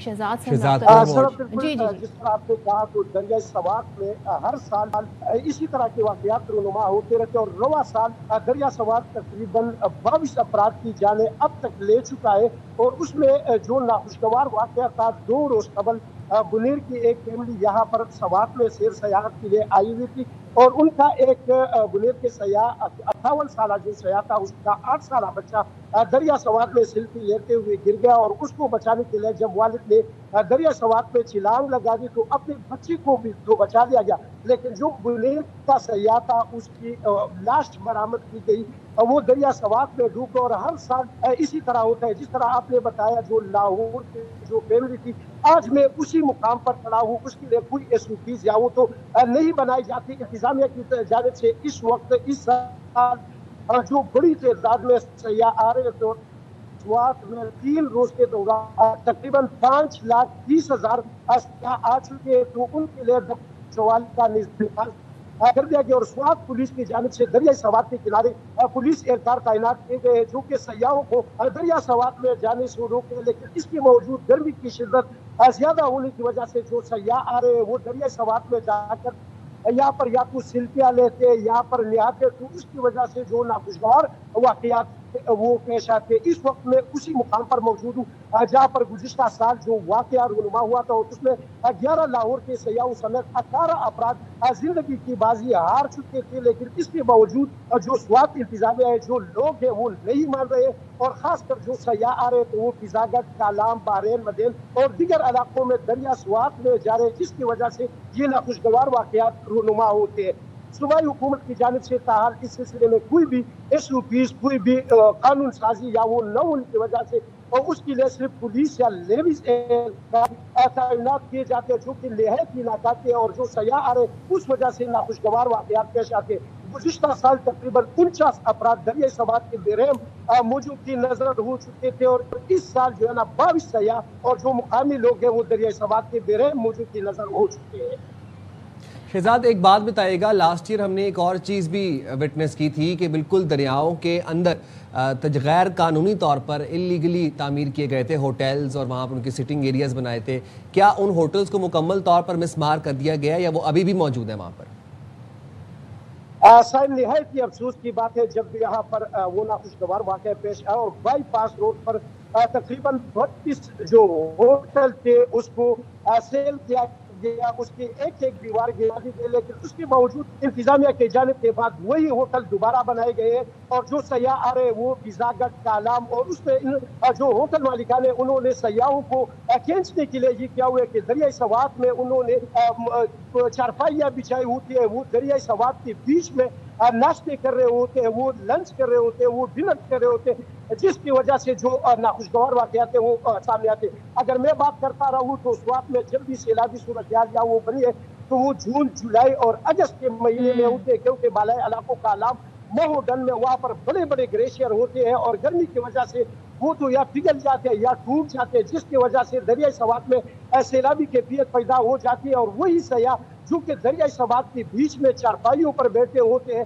تو ان کے جانوں کے لیے خطرناک ثابت ہو سکتے ہیں. لیکن جو ہوٹل مسمار کیے گئے تھے، جن کی دیواریں گرائی گئی تھی، وہی ہوٹل دوبارہ تعمیر کیے گئے. وہی That is so unfortunate Shahzad, اور یہ بڑا فیسینیٹ کرتا ہے. پتہ ہے جب آپ جاتے ہیں کراچی جیسے شہر سے، لاہور سے، آپ جا کر وہاں پر اس طرح خوبصورت دریا دیکھتے ہیں اور اس دریا ریور بیڈ پر بنے ہوئے آپ ہوٹلز دیکھتے ہیں، آپ کو لگتا ہے بڑی کوئی آئیڈیلائز یہ جگہ ہے، کیا ویو ہے. ویو کے چکر میں اکثر و بیشتر لوگ خاص طور پر ان ہوٹلز کا بھی رخ کرتے ہیں. لیکن افسوسناک بات یہ ہے کہ جون، جولائی، اگست کے مہینے میں جب بچوں کی چھٹیاں ہیں، فیملیز جاتی ہیں اور وہاں پر کتنے خطرات ہیں. بارشوں کا سیزن شروع ہو جاتا ہے. میں یہ حیران ہوں، کوئی وارننگ سائن، کوئی الرٹ کہ موسم کیسا رہے گا، ہائی ٹائیڈ رہے گی کہ نہیں رہے گی. یہ تمام تر چیزیں انتظامیہ کی ذمہ داری لوگوں کا کرنا، اور کیسے وہاں پر دوبارہ ان ہوٹلز کی تعمیرات ہو سکتی ہیں، کیسے انہیں این او سی الاؤ ہو سکتا ہے، کس طریقے سے وہ یہ اپنا وی آر ٹیکس پیئر، ہم ٹیکس پے کرتے ہیں، یقیناً یہ ہوٹلز والے بھی ٹیکس پے کرتے ہوں گے، لیکن یہ تمام تر ایک سسٹم سے گزر کر یہ معاملہ ٹیکس تک جاتا ہے. لیکن اس سے پہلے کے مراحل کیسے طے ہو گئے، میں اس پر حیران ہوں. So right. اور یہ تو خاص طور پر ہم جب شمالی علاقے جاتے ہیں تو وہاں پر ایک یہ فیشن کہہ لیں، اس کو ٹرینڈ کہہ لیں کہ دریاؤں کے بیچ میں چارپیاں رکھ کے وہاں مچھلیاں انجوائے کی جا رہی ہوتی ہیں، کھانا کھایا جا رہا ہوتا ہے. یہ بھی غیر قانونی ہے نا. شہزاد یہ بتائیے گا کہ کیا کوئی ہوٹل یا کوئی ریسٹورینٹ اس کو اس چیز کی اجازت ہے کہ وہ اپنا سٹنگ ایریا کسی دریا کے اندر چارپیاں رکھ کے وہاں فیملیز کو بٹھا دے؟ یہ چیز کی اجازت ہوتی ہے؟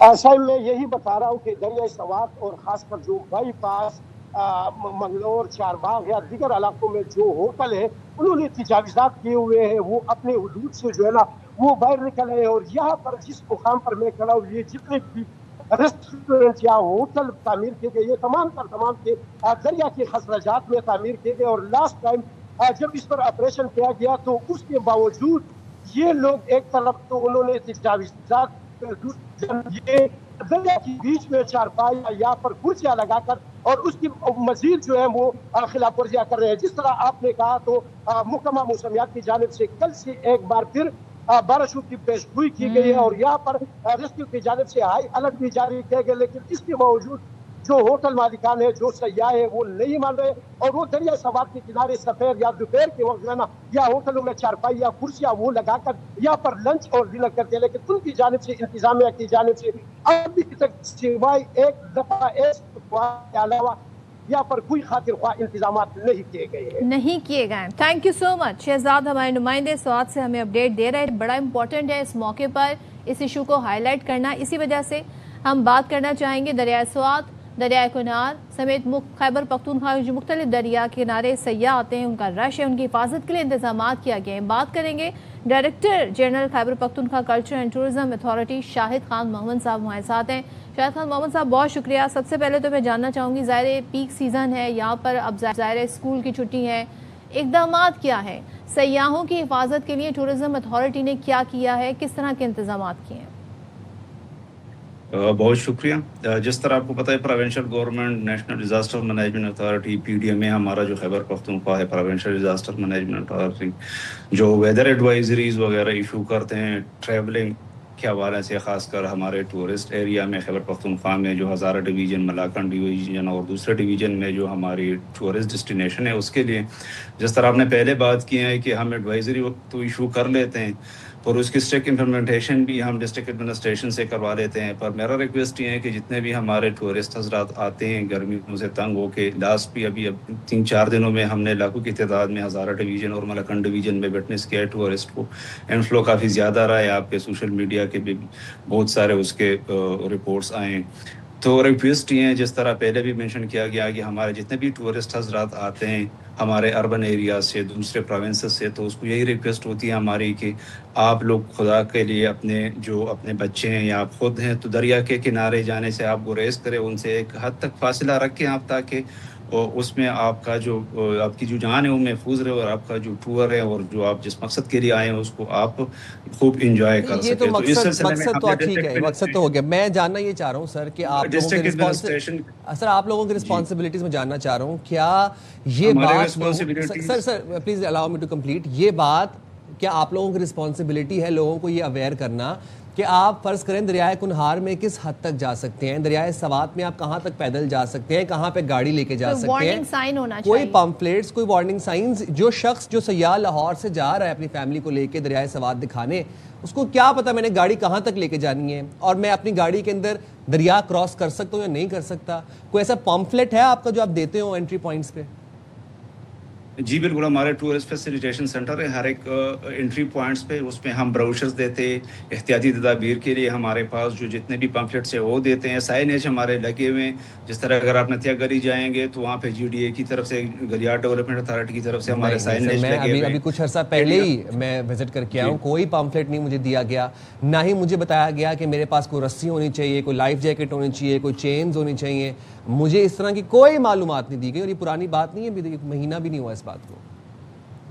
بالکل آپ کی بات اس حد تک ٹھیک ہے. لاسٹ ویک تقریباً ہمارے چیف سیکرٹری صاحب کی میٹنگ ہوئی ہے, انہوں نے تمام جتنے بھی ہمارے اتھارٹیز ہیں, کے ڈی اے ہیں, جی ڈی اے ہیں, ہمارے اپر سوات ڈیولپمنٹ اتھارٹی ہیں. میں یہ حیران ہوں کہ میٹنگ ابھی ہوئی ہے, یہ واقعہ جو ہم اس وقت ٹی وی پر دکھا رہے ہیں نا, جس میں ایک پوری فیملی تھی جو ریسکیو کا انتظار کرتی رہی, اس واقعے کے بعد کوئی سبق نہیں سیکھا, اور آج بھی ہم دیکھ رہے ہیں کہ وہاں پر ہوٹل قائم ہے. ہمارے نمائندے یہی بتا رہے تھے ہمیں. نہیں بالکل آپ کی بات ٹھیک ہے, پر اس میں تمام اقدامات پہلے سے ہی ہیں. لاسٹ میٹنگ کا میں ریفرنس اس لیے دے رہا ہوں کہ انہوں نے شوکازز اور انہوں نے ایکسپلینیشن کال کیے ہیں تمام اس ایریاز کے ہیڈ سے جہاں پہ یہ چیزیں اگر کسی وجہ سے 30 اور گر گئی ہیں یا نان اویلیبل ہیں فار دا ٹورسٹ, اس کی میں بات کر رہا ہوں. ابھی اس کا مطلب یہ نہیں ہے کہ ہم نے اس میں اقدامات نہیں کیے. 144 ہم نے لگایا ہوا ہے ڈسٹرکٹ ایڈمنسٹریشن کے تھرو, سوات میں, مانسیرا میں, ابٹ آباد میں. 144 کہہ رہے ہیں. ایک فوٹیج آپ اگر دیکھ سکتے ہو, اگر آپ کے سامنے ٹیلی ویژن اسکرین کھلا ہوا ہے, وائی نیوز آپ دیکھ رہے ہو, یہ ناران کی ہے. یہاں پر ایک ویگو ہے, دریائے کنار میں ڈبل کیبن گاڑی ہے. یہ کس حد تک یہ پورا ایک ایڈونچر یہاں پر ہو رہا ہے. ان کو کیوں نہیں روکا گیا؟ کیا وہاں پر فیلڈ سٹاف موجود نہیں ہے, ریسکیو ٹیمیں نہیں ہیں, روکنے والا کوئی وہاں پر نہیں ہے؟ یہ کیوں ایسے کر پائے؟ دیکھیں ہمارا جو ٹورزم ڈپارٹمنٹ جو ہے وہ مختلف ایڈوائزریز اور یہ جس طرح آپ نے بات کیا سائنیج وغیرہ اور انسٹرکشن ایشو کرتے ہیں ٹورسٹ کے لیے. باقی اس میں امپلیمنٹیشن پھر ڈسٹرکٹ پولیس اور ڈسٹرکٹ ایڈمنسٹریشن کا وہ ہوتا ہے. تو جس طرح آپ نے بتایا ہے کہ فوٹیج میں آپ جو دکھا رہے ہیں, تو بہت سارے ایریاز ایسے ہوتے ہیں جہاں پہ ہماری جو آفیشیل ہمارے آفیشلز ہوتے ہیں وہاں پہ آن دا اسپاٹ موجود نہیں ہوتے.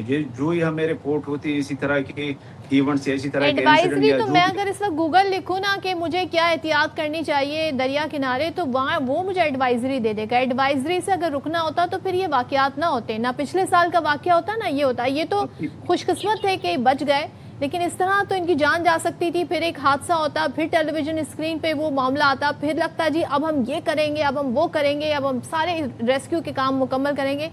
واقعی کو 3 دن گزرتے کچھ بھی نہیں ہوتا.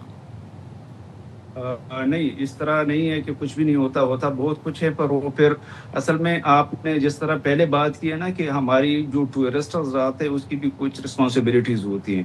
ہم پینل کرمنل جو جتنے بھی ہمارے ایکشنز ہیں وہ ہم لے لیتے ہیں, جو کنسرن اتھارٹیز ہیں وہ لے لیتے ہیں اس میں ایکشنز. پر ہماری جو ریکویسٹ ہے آپ کے تھرو اور سوشل میڈیا اور ہمارے جتنے بھی ہم ایڈوائزری وغیرہ جس طرح آپ نے بات کی ہے کہ گوگل پے کر لیں یا جو بھی کر لیں, تو اس سے یہ ہے نا کہ ٹورسٹ حضرات سے جس طرح آپ نے پہلے بھی ذکر کیا اپنے اس پروگرام کے دوران کہ اس کو احتیاط کرنا چاہیے. اس کو ان چیزوں کا نہیں پتا کہ کتنا خطرناک ہو سکتا ہے, یہ فلو کتنا خطرناک ہے, اس کی لپ کتنی خطرناک ہے. جس طرح آپ نے پہلے اور اس احتیاط کی اویئرنیس جو ہے وہ آپ لوگوں نے دینی ہے. اب اس کے ذرائع, اس کے مینز جو ہیں وہ تھوڑا آپ لوگوں کو چینج کرنے کی ضرورت ہے. میں بطور صحافی یہ بات آپ کو کہہ سکتا ہوں کہ آپ لوگوں کی ایڈوائزری کب جاری ہوتی ہے, وہ کہاں پہ آتی ہے, یہ میرے لیے بھی ڈھونڈنا بڑا مشکل کام ہے. میرے تک پہنچتی بھی نہیں ہے. آپ نے عام عوام تک کیسے پہنچے گی؟ بالکل ٹھیک, آپ نے بالکل ٹھیک بات کی ہے.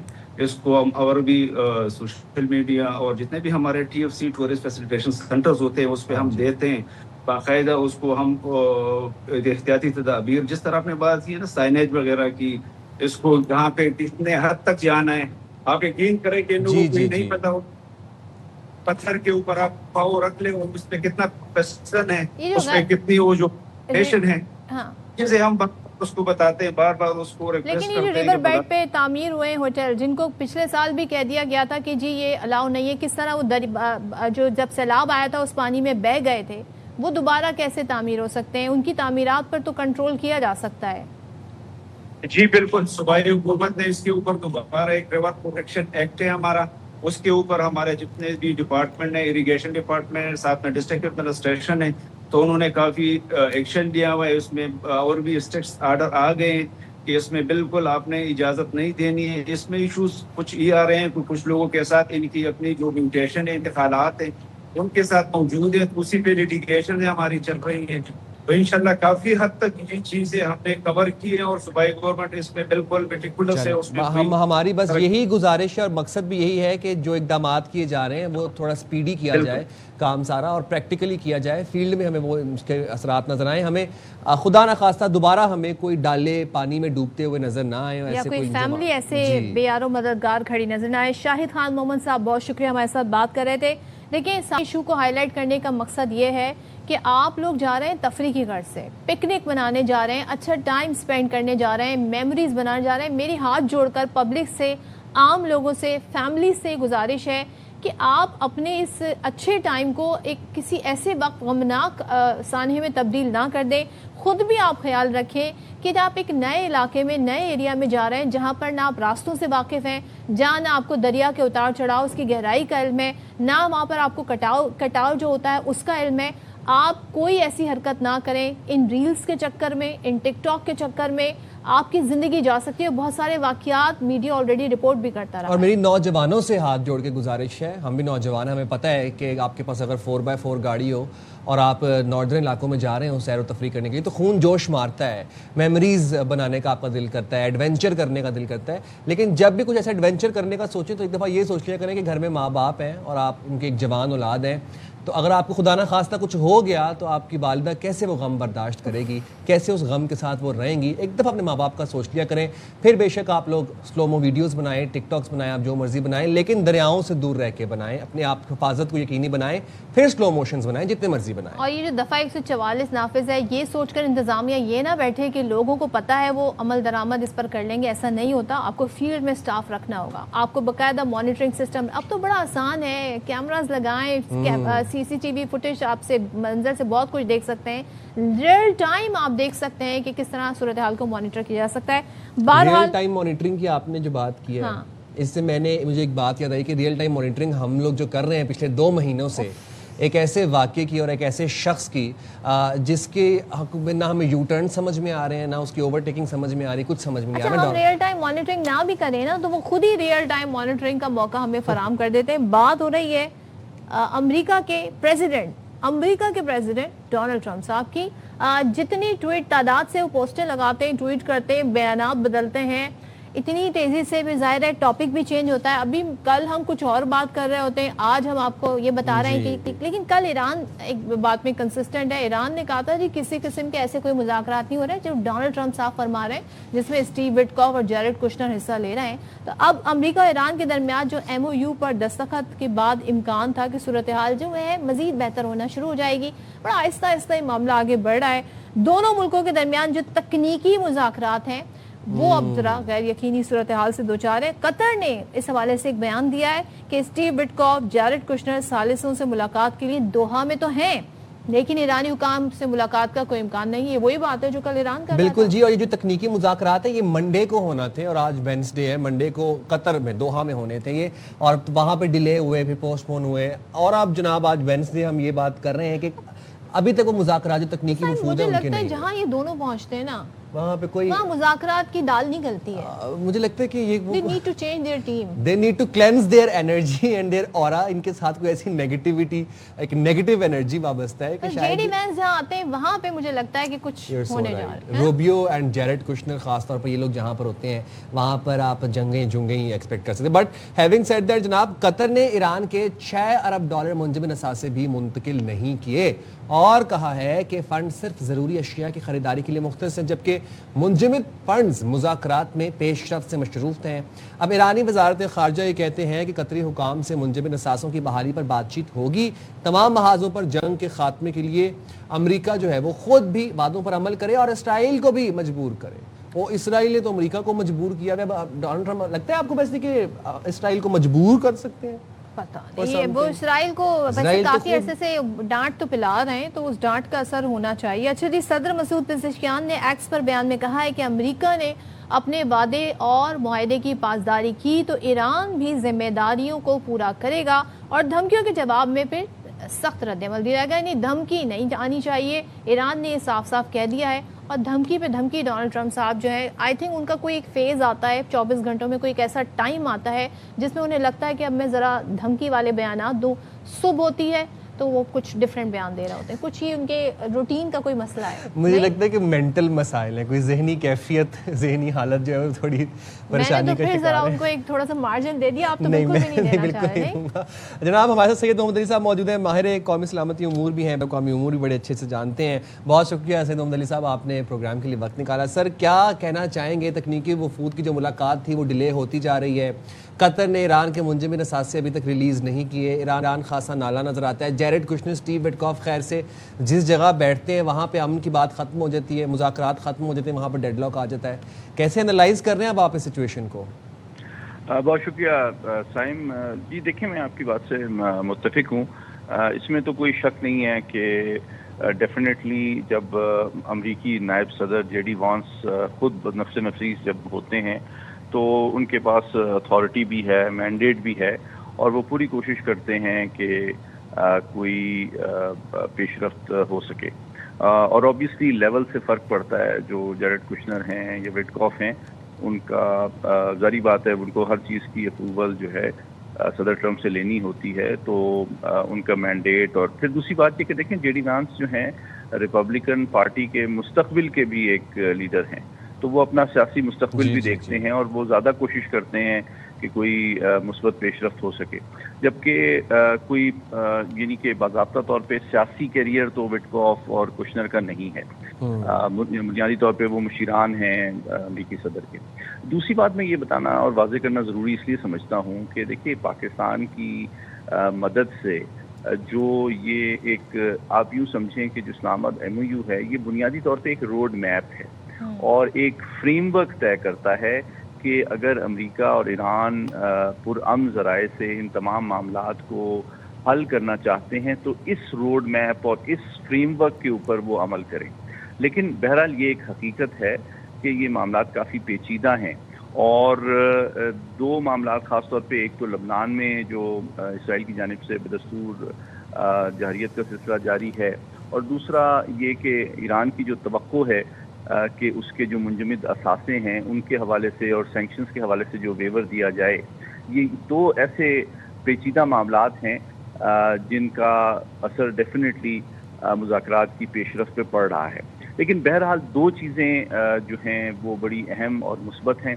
पहली बात ये कि आप देखिए कि आबनाए हरमज़ में पिछले एक हफ्ते के दौरान 50 से 70 के दरमियान कमोबेश रोज़ जो माल बरदार और तेल बरदार जहाज़ हैं उनकी आमदोरफ्त का सिलसिला शुरू हो चुका है और आलमी जो तेल की कीमतें भी हैं वो कमोबेश 3 माह में अपने कम तरीन लेवल पर आ गई हैं, जिससे ये भी जाहिर होता है कि आलमी तेल पैदा करने वाली कंपनियां और इंश्योरेंस कंपनियां जो हैं उनका भी एतमाद जो है इस मुज़ाकराती अमल के मुस्तकबिल के हवाले से बढ़ रहा है। बिल्कुल। और दूसरी बात ये कि अब ईरान और अमेरिका क्योंकि बुनियादी हरीफ तो यही थे और उनके दरमियान इल्ज़ामात और एक दूसरे को दबाव में डालने की कोशिश और सिलसिला तो जारी है और शायद रहेगा, लेकिन मैं इसको खुशाइन समझता हूँ कि कोई बड़ी कशीदगी और मेजर एस्केलेशन अभी तक पिछले आपने खुद जिक्र किया कि जो आलमी मंडी में जो तेल है उसकी कीमतें भी एक तरीके से कम तरीन इस वक्त सतह पर आ गई अभी रिसेंट पास्ट में जो मामलात रहे हैं। एक चीज़ और मुझे बताइएगा, आप ज़ाहिर है हमें आइडिया था जब MOU साइन हुआ कि बहुत सारे सेशंस होंगे और जब तकनीकी मुज़ाकरात होते हैं तो उसमें बहुत सारी चीज़ें डिस्कस होती हैं, लेकिन कतर में मौजूद हैं जैरेड कुशनर, वहाँ पर स्टीव विटकॉफ मौजूद हैं, ईरान नहीं जा। ईरान का यहाँ पर आपको क्या इशू लगता है कि वो इस तकनीकी मुज़ाकरात को स्लोली लेकर चलना चाहता है जबकि अमेरिका चाहता है बहुत जल्द इस पर किसी ना किसी नतीजे पर पहुँचा जाए, या ये कोई स्ट्रैटेजी है ईरान की? आप समझते हैं कि उनके जो इस वक्त कंसर्न है वो बहुत जेन्युइन है? जी देखें, दोनों बड़े अहम सवाल किया आपने। दोनों चीज़ें मैटर करती हैं। पेस के लिहाज से जो सेंस ऑफ अर्जेंसी है डेफिनेटली वो अमेरिका की ईरान के मुकाबले में ज़्यादा है। Geography and time is on Iran side. دوسری بات یہ ہے کہ دیکھیں یوں اس میں تو کوئی شک نہیں ہے کہ اگر امریکہ فرسٹریٹ ہو کے تھک ہار کے یہاں سے چلا جاتا ہے، اور اس کے امکانات بھی ہیں کیونکہ جیسے جیسے جو مڈ ٹرم الیکشن قریب آتے جا رہے ہیں، جو ذہنی دباؤ ہے اور سیاسی تنقید ہے صدر ٹرمپ پہ داخلی سطح پہ امریکہ میں، وہ بھی بڑھ رہی ہے، اور ہر گزرتے روز کے ساتھ ان کے پولیٹیکل کیپٹل اور ساکھ پہ بھی اثر پڑ رہا ہے. تو وہ جلد از جلد اس جنگ سے نکلنا اپنے سیاسی مستقبل کے لیے بھی ضروری سمجھتے ہیں، تاکہ وہ اس کو ایک داخلی ووٹر کے سامنے وکٹری ڈکلیئر کر سکیں اور بتا سکیں کہ میں نے JCPOA کے مقابلے میں زیادہ سخت اور امریکی مفاد کے مطابق ایک معاہدہ کرنے پہ ایران کو مجبور کر دیا ہے. لیکن آبویسلی ایران جو ہے اس کو کوئی مطلب جلدی نہیں ہے، اور جنگ بندی کی وجہ سے اس کا کوئی نقصان نہیں ہو رہا. البتہ جو اس کی توقع ہے کہ اس جنگ کے ذریعے سے اس کا عمل دخل جو ہے آبنائے ہرمز اور ساتھ ہی ساتھ جو منجمد اس کے معاشی اثاثے ہیں ان میں بھی پیش رفت کی جو اس کو توقع ہے، یقینی طور پہ یہ امریکہ کے لیے سیاسی طور پہ بھی ذرا کاسٹلی ہے. کیونکہ دیکھیے ایک جانب صدر ٹرمپ مڈ ٹرم میں اپنے عوام کو اور ووٹر کو بتانا چاہتے ہیں کہ جی میں نے ایران کو اتنا نقصان پہنچایا ہے جتنا اس سے پہلے کبھی کسی نے نہیں پہنچایا تھا. اب اگر وہ ان کو فوری طور پہ معاشی کنسیشن دے دیں، ویور دے دیں، ان کے منجمد اثاثے ریلیز ہو جائیں، تو پھر ان کے لیے اس بیانیے اور سیاسی موقف کو اپنے ووٹر کے سامنے جسٹیفائی کرنا مشکل ہو جائے گا. تو میں البتہ توقع یہ کرتا ہوں، میں پر امید ہوں کہ یہ پیچیدہ اور صبر آزما پروسیس ہے، لیکن اس میں بتدریج اور انکریمنٹلی پیش رفت پاسبل ہے. اور لیکن باضابطہ طور پہ اگر آپ سمجھتے ہیں کہ ایک پریس ٹیک آؤٹ ہوگا، دونوں جانب سے تصویریں کھینچیں گی، مسکراہٹوں کا تبادلہ ہوگا اور دونوں ممالک شیر و شکر ہو کے اپنے گھروں کو لوٹ جائیں گے، تو یہ تھوڑی سی تاریخ اور مزاج کے لحاظ سے غیر حقیقت پسندانہ توقع ہے. اگر وہ ان کو کوئی ویور دیتے ہیں یا کچھ فنڈز ریلیز کرتے ہیں تو میں نہیں سمجھتا کہ امریکہ باضابطہ طور پہ اس کا اعلان کرے گا، کیونکہ یہ صدر ٹرمپ کے لیے سیاسی طور پہ کاسٹلی ہوگا. وہ تھوڑا سا کوائٹلی ان چیزوں کو ریلیز کیا جائے گا، اور شاید ایران سے بھی یہ توقع کی جائے کہ اس کو پبلک میں زیادہ سیلیبریٹ نہ کریں، تاکہ وہ سیاسی طور پہ صدر ٹرمپ کے لیے مسائل آنے والے مڈ ٹرم میں پیدا نہ ہوں. تو میں سمجھتا ہوں کچھ چیزیں ہمارے سامنے آئیں گی، لیکن کچھ چیزیں جو ہیں، اور قطر میں بھی ان مذاکرات کا ہونا اس بات کا ثبوت ہے، کیونکہ قطر کا میجر لیوریج جو ہے وہ ان معاشی معاملات میں ہی ہے. کیونکہ قطر میں کافی اربوں ڈالر ایسے فنڈز موجود ہیں جو کہ منجمد ہیں ایران کے. تو اگر وہ انڈائریکٹ ایک اپروچ اپنائی جاتی ہے امریکہ کی جانب سے کہ جی قطر کے یا دیگر عرب ممالک میں جو ایرانی فنڈز فروزن ہیں وہ ریلیز کر دیے جائیں، تو اس کا بظاہر راست جو اس کا سیاسی خمیازہ ہے وہ صدر ٹرمپ کے سیاسی مستقبل پہ اتنا نہیں پڑے گا. تو میں یہ سمجھتا ہوں کہ بالکل کھل کر یہ ساری چیزیں سامنے نہیں آئیں گی. کچھ چیزیں بین ہوں گی، کچھ کوائٹلی اگری کی جائیں گی، لیکن دونوں جانب سے ایک دوسرے پہ دباؤ اور الزام تراشی کا سلسلہ شاید جاری رہے گا، تاکہ اپنی عوام اور کانسٹیٹوئنسی کو یہ بتایا جائے کہ ہم نے یہ جنگ جیت لی ہے. You're so right. Thank you very much. بہت شکریہ سید عبدالعلی صاحب، آپ نے خبر سے کلپ نکالا. میں تو یہ سمجھتا ہوں کہ ایٹ دس پوائنٹ نا ڈونلڈ ٹرمپ، نتن یاہو اور مودی، ان سب کو ہمیں کسی آئی لینڈ پہ بھیجنا چاہیے، تاکہ آئی لینڈ اتنے دور دراز. اچھا آئی لینڈ سے کچھ اور یاد آ گیا، نہ کریں آئی لینڈ کی بات، تو یہ تو وہاں پر بھی کوئی دنیا بات کر لیں گے، اللہ معاف کرے. بریک لیتے ہیں، بریک کے بعد واپس آتے ہیں.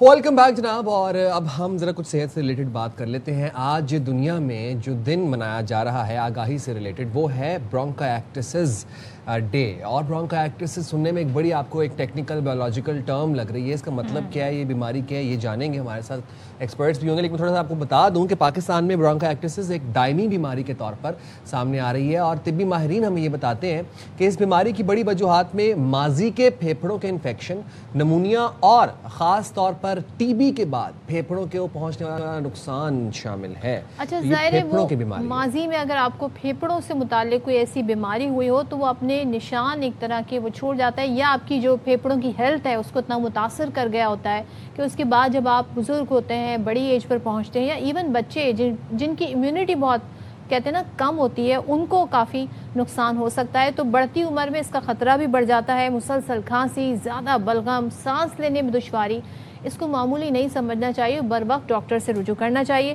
ہمارے ساتھ اسی حوالے سے بات کرنے کے لیے موجود ہیں assistant professor pulmonology doctor Saif Ullah sahib. Thank you so much doctor Saif Ullah sahib. ذرا بتائیے گا, یہ بڑا مشکل سا نام ہے برونکائیٹکس, ایم آئی رائٹ؟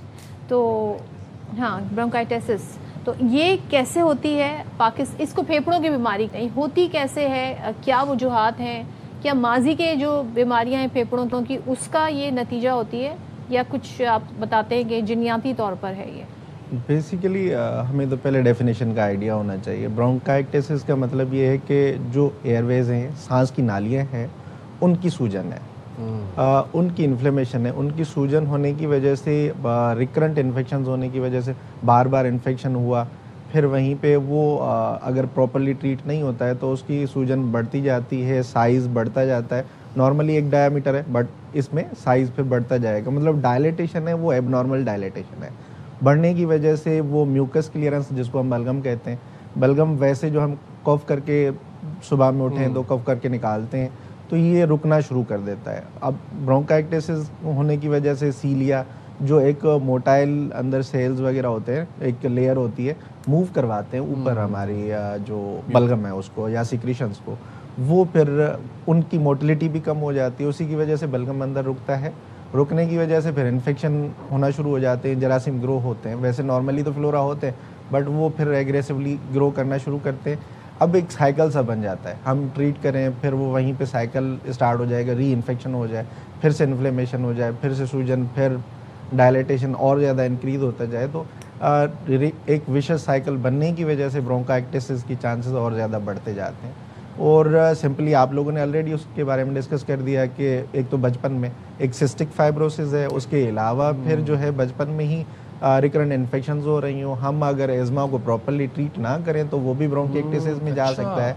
ایون سی او پی ٹی جس کو دائمی سانس کی بیماری کہتے ہیں, اس کو بھی اگر پراپرلی ٹریٹ نہ کریں تو وہ بھی الرجک برونکوپلمونری اسپرجلوسس, وہ بھی اسی کی طرف جائے گا. سیڈلی انف اگر آپ کو کھانسی ہو گئی ہے, یا آپ کو بخار ہو گیا ہے, یا آپ کو اگر چیسٹ پین, تو یہ تو بڑی نارمل چیزیں ہیں نا. ایک ہم نے گولی رکھی ہوئی ہے اپنے پاس, نام میں نہیں لے سکتا, ہاں, تو وہ ہم 2 کھاتے ہیں اور اس کے بعد ہم کہتے ہیں اب یہ ہر بیماری کا علاج یہ گولی ہی ہے.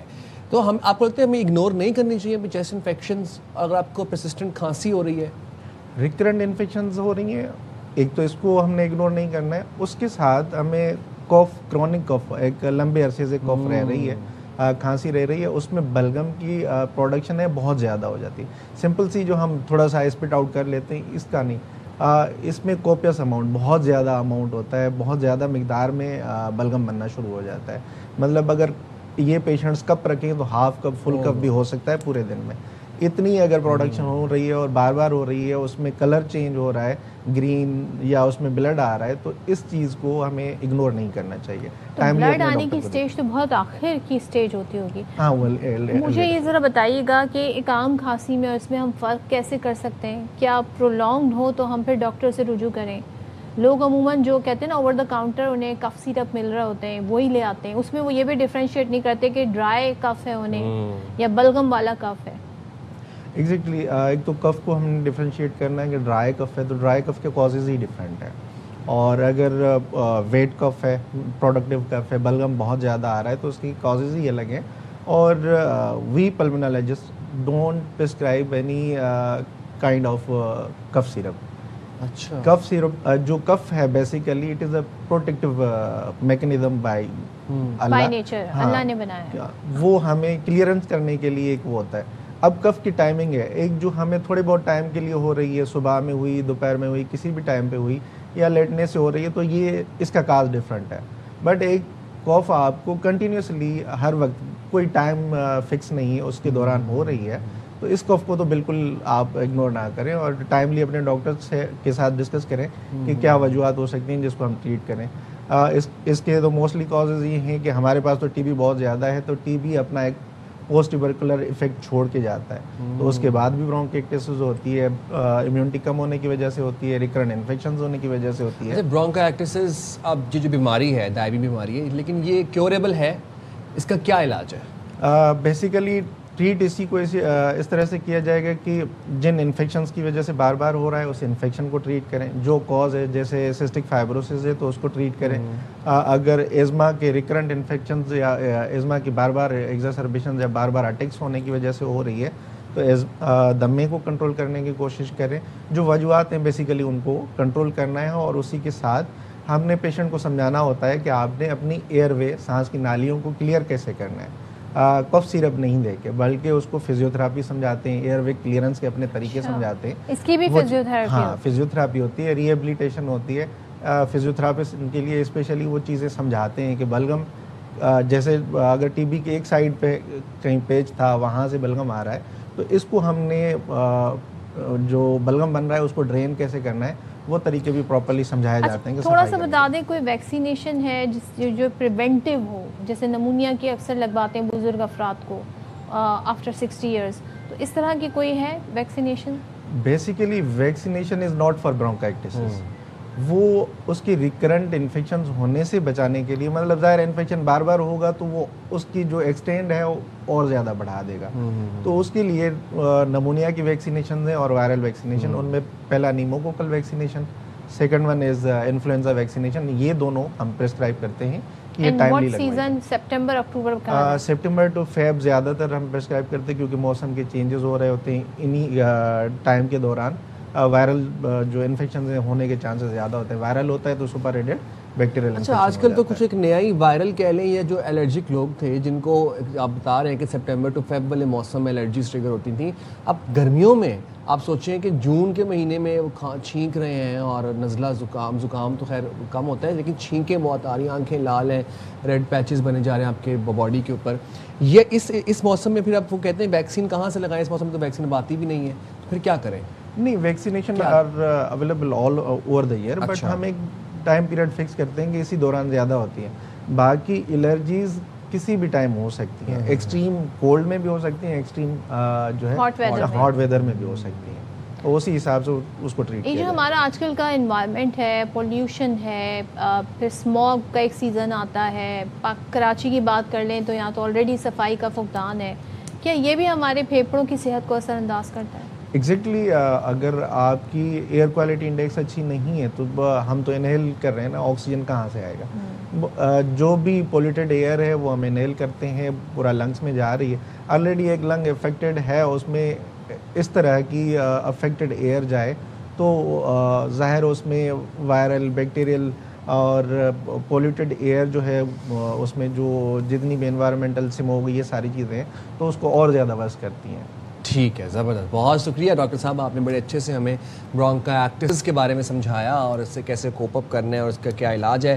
یہ ہوپ کہ اب آپ لوگوں نے سمجھ لیا ہو. موونگ فارورڈ جناب, اب ذرا کچھ تعلیم کے شعبے سے بھی خبریں ایڈ کر لیتے ہیں اور اچھی خبر آپ کو یہ دیتے ہیں کہ پاکستان کے لیے ایک اعزاز, ایک فخر کی بات ہے کہ ڈاکٹر حمائل افضل نے اپنی غیر معمولی محنت اور لگن سے ثابت یہ کیا کہ پاکستانی بیٹیوں کو اگر دنیا کی بلند ترین علمی منزلیں بھی ان کی جو ہیں وہ دسترس میں آ سکتی ہیں اور بڑی آسانی سے آ سکتی ہیں, تھوڑی سی محنت سے. تھوڑی سی سے نہیں کہوں گا, اچھا خاصا ہارڈ ورک کرنا پڑتا ہے, محنت جو ہے نا وہ جتنی محنت آپ کریں گے اتنا زبردست اس کا رزلٹ آپ کو ملتا ہے. اچھا, دنیا کی جو بہت ممتاز درسگاہ ہیں, یونیورسٹی ہے, ایجوکیشنل انسٹیٹیوٹ ہیں, ڈیوک یونیورسٹی ہے, محض 25 سال کی عمر میں پی ایچ ڈی مکمل کر کے, کم عمری میں پی ایچ ڈی مکمل کر کے انہوں نے سب کو حیران کر دیا. 21 سال ان کی عمر ہے اور بائیو کیمسٹری کی میں گریجویشن کیا. صرف 4 سال کے مختصر عرصے میں انہوں نے پی ایچ ڈی کا معرکہ سر انجام دیا. ان کی تحقیق بچوں میں جو پائی جانے والی نایاب جینیاتی بیماری ہے, اس کا نام بڑا مشکل سا ہے, جو کہ ڈوشین میسکولر ڈسٹرافی کے علاج اور نئی ادویات کی نئی ادویات کی جو تیاری ہے اس پر انہوں نے فوکس کیا ہے. انسانیت کی خدمت کی ایک روشن مثال ہے. تو یہ ان کی تحقیق بھی ہم جانیں گے اور ان سے پوچھیں گے کہ اتنی کم عمری میں انہوں نے کیسے یہ وہی تو ہمارے ساتھ موجود ہیں پاکستان کی قابل فخر بیٹی حمائل افضل صاحبہ. بہت شکریہ حمائل فار ٹیکنگ ٹائم فار باخبر سویرا. سب سے پہلے آپ کو بہت مبارک ہو, آپ نے بڑی زبردست اچیومنٹ حاصل کی ہے, پاکستان کا نام روشن کیا آپ نے. کیسے ہوا اس سفر کا آغاز, کب آپ کے ذہن میں یہ خیال آیا کہ بھائی میں نے پی ایچ ڈی کرنی ہے, اور یہ ہوا کیسے؟ مطلب یو جسٹ 25 ایئرز اولڈ, اس عمر میں تو لوگ پرابلی گریجویٹ کر رہے ہوتے ہیں, آپ نے پی ایچ ڈی کر لی. Thank you so much. First of all, I really appreciate that. आपने मुझे शो पे बुलाया. Thank you so much for that. I would like to start off with my undergrad की journey. मैंने लाहौर से अपना high school complete किया था, A levels complete किया. उसके बाद मैंने अपने undergrad के लिए US में apply किया था admissions के लिए. और undergrad मैंने in fact जल्दी कर लिया as compared to the standard 4-year timeline. तो मैंने 3 years में complete करके and then Duke offered me admission into their PhD program based on my research experience earlier. तो फिर मैंने साथ ही अपनी PhD शुरू कर दी ड्यूक में after my undergrad, right after that basically. तो कोई gap नहीं दिया. तो फिर at Duke मैंने 3 years or 10 months, I mean you could say 4 of course because yeah. So उसमें मुझे PhD मिल गई because of my research और मैंने papers publish कर दिए. So that was pretty much it. But I would say कि मैंने research का मुझे कैसे पता था या PhD मुझे कब से पता चला कि मैंने करनी है. That started off when I was in Pakistan actually. Because Pakistan there's a huge research gap which I've been talking about for quite some time now, but also the fact that बहुत सी जो diseases Pakistan में patients जिनके हैं हमारे पास वो diseases का इलाज बाहर के countries में already है. तो that was something that was very personal to me because मेरी जो अपनी grandmother थी she passed away from cancer जिसका already treatment बाहर के मुल्कों में है. तो that was very hurtful in terms of the fact that we need to do something इस field के अंदर to bring it up to the par. तो फिर तब से मैंने research शुरू की and I knew कि I wanted to do more research and I knew कि मैंने genetic disorders में research करनी है. So yeah. हिमायल थोड़ा सा हमें अपनी research के बारे में बताइए because ये बच्चों पे भी focus है काफ़ी इस research का. What is your research और इससे पाकिस्तान में कैसे फ़ायदा उठाया जा सकता है? Absolutely. So मेरी जो research है it's about a genetic disorder called Duchenne muscle dystrophy. ये बहुत सी मसल डिस्ट्रॉफीज हमारे पास होती हैं बच्चों में but this is one of them. तो व्हाट हैपेंस इज कि जिन बच्चों को ये डिसऑर्डर होता है इट्स प्राइमरीली जेनेटिक, आपकी जीन्स में होता है. तो a lot of the times होता है कि इनिशियली सिम्टम्स नहीं होते but then eventually as you progress या आप जैसे जैसे 10 से 11 साल के हो जाते हैं उस पॉइंट तक आपकी ज़िंदगी के अंदर बहुत सी मुश्किलात आ जाती हैं. जैसे कि सांस भी आप नेचुरली नहीं ले सकते. आप इमेजिन करें आपका जो पूरा मस्कुलर सिस्टम है ना इट डीजेनरेट्स. आप अपना हाथ भी लिफ्ट अप नहीं कर सकेंगे अगर आपके मसल्स काम नहीं कर रहे लेट अलोन सांस लेना. तो फिर eventually children pass away because इसका कोई ट्रीटमेंट पाकिस्तान में भी नहीं और इवन बाहर भी नहीं है ट्रीटमेंट इन डिस्ट्रॉफीज का. तो this is what I have been doing. मैंने जो थेरेपी बिल्ड की है वो प्री क्लिनिकल मॉडल्स में जैसे माइस और डॉग मॉडल्स मेरे पास ड्यूक में अवेलेबल हैं उनके अंदर इस डिजीज को पहले हम इंड्यूस करते हैं और फिर मैंने जो थेरेपी बिल्ड की उसने उन मॉडल्स के अंदर इस डिजीज को रिवर्स कर दिया. तो this was the entire idea behind it. How nice. अच्छा हिमायल, ऑब्वियसली आपने इतनी यंग एज में PhD की है, आपके अपने कुछ चैलेंजेस होंगे और हर किसी की अपनी एक स्ट्रगल होती है, एक जर्नी होती है. कभी ऐसा ख्याल आया, कभी ऐसे पॉइंट आया लाइफ में कि आपने गिव अप करने का सोचा हो? I think that's almost every day. जब आप PhD कर रहे होते हो तो it's 90% failures. तो जब आप बहुत दिल से कोई चीज़ करना चाहते हो ना आप बहुत effort डालते हो. तो मैंने भी बहुत effort से research experiments किए but what I didn't realize early on was कि it's a part, like failing is a part of your PhD. और primarily आप research नहीं सीख रहे होते PhD से, आप जिंदगी को गुजारने का एक तरीका सीख रहे होते हो, अपने फेलियर से कैसे उठना है. तो जब मेरे एक्सपेरिमेंट्स फेल होते थे ना, अभी भी जैसे रात के 2 बजे में मैं एक्सपेरिमेंट्स कर रही थी तो फेल हो जाते हैं because of so many things that you can't even think of. तो फिर उस पॉइंट पे मेरे लिए बहुत मुश्किल होता था कि मैं कैसे वापस खड़ी हूँ, वापस फिर से रीप्लान करूँ एक्सपेरिमेंट्स. और इंसान आई गेस आहिस्ता आहिस्ता सीखता है बट कभी भी फुली नहीं सीखता कि अपने फेलियर्स को कैसे एक्नॉलेज करना है या उन फेलियर से क्या सीखना है. तो आई मीन मैं बहुत आसानी से I used to cry lab में बैठ के और अभी भी करती हूँ मैं और फिर मैं अपने पेरेंट्स को कॉल करती हूँ and then they try to support me through it. तो ऐसा होता है through out the PhD. So any student wants to follow your footstep, आप उन्हें क्या सजेशन देंगी? What is your advice? To find your own passion, I'd say. बहुत important है. हमारे पास पाकिस्तान में ना एक standard set of lines create कर दी गई हैं बच्चों के लिए. तुम इंजीनियर बनोगे, इस एज पे ये करोगे तो you'll be great. बच्चियां डॉक्टर बनेंगी, that's it, like that's life. और उसके बाद शायद शादियां कर दी जाए and all that. हमारे पास ये बहुत ज़्यादा सोसाइटल कस्टम है. आई वुड से कि दूसरों को मत फॉलो करें कि दूसरे क्या करना चाह रहे हैं. आप देखिए कि आप किस चीज़ के बारे में एम्बिशियस हैं. If it's cyber security do it, because अगर आप अपने आप को पूरी ज़िंदगी वो चीज़ करते हुए देख सकते हैं ना, you're gonna ace it और आप अपना एक मार्क क्रिएट करेंगे उस फील्ड में. So definitely find something that you are passionate about. Right. Thank you very much, Thank you Hamail so much, Afzal, and Hamail. wish you the best of luck for your future endeavors. ये जो finding your own passion है ना, ये बड़ा भारी term है. ये इसके लिए it's आपको not बड़े that easy, to be sacrifices honest. देने पड़ते हैं. Finding your own passion. Sometimes finding we your do not own- know कि हमारा Yeah, passion exactly है क्या. yeah. Passion most of the time doesn't pay your bills.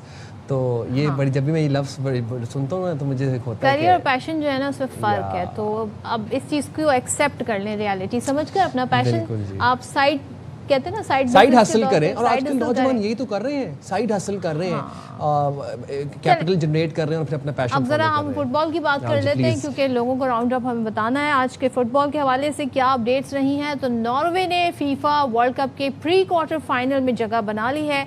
बड़ा सनसनीखेज ये मुकाबला रहा. आइवरी कोस्ट को 2-1 से शिकस्त भी दी है.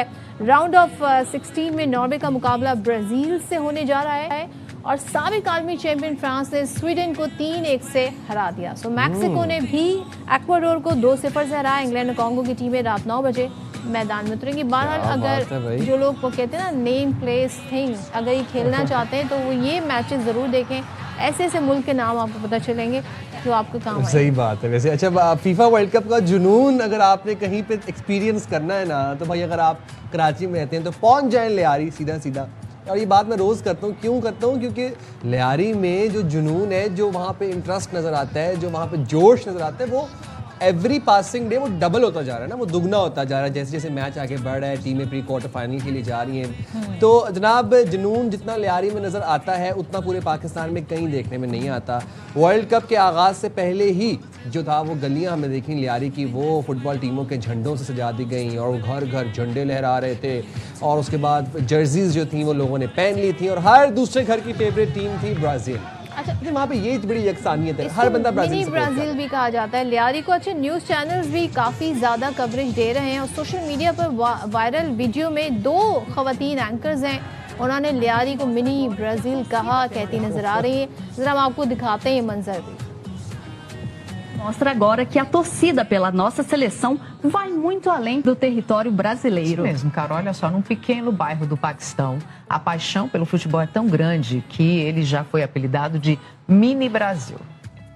Em um beco empoeirado entre as ruas de Liari, meninos chutam uma bola enquanto as So, ये कौन सी लैंग्वेज थी बाय द वे? मुझे लगता है कुछ रशियन टाइप कुछ था या स्पेनिश थी या अर्जेंटीना में क्या बोला जाता है. बट मुझे ये देखे ना लियारी बोलते हुए कितनी अच्छी लग रही थी. आपने नोटिस किया? Lyari is comparatively easy to pronounce for foreigners. तो बहरहाल बहुत ज़बरदस्त तरीके से फुटबॉल के मैचेस जारी हैं. जिनका पैशन है, मेरी बड़ी ख्वाहिश है कि हमारी पाकिस्तान की भी इंटरनेशनल टीम हो और अब जो फीफा वर्ल्ड कप हो, काश का हमारी टीम भी उसमें ज़रा हमें खेलती दौड़ती नजर आए अच्छे तरीके से. अब हमें दीजिए इजाज़त और बहुत ख्याल रखिएगा. अल्लाह हाफ़िज़. पाकिस्तान जिंदाबाद.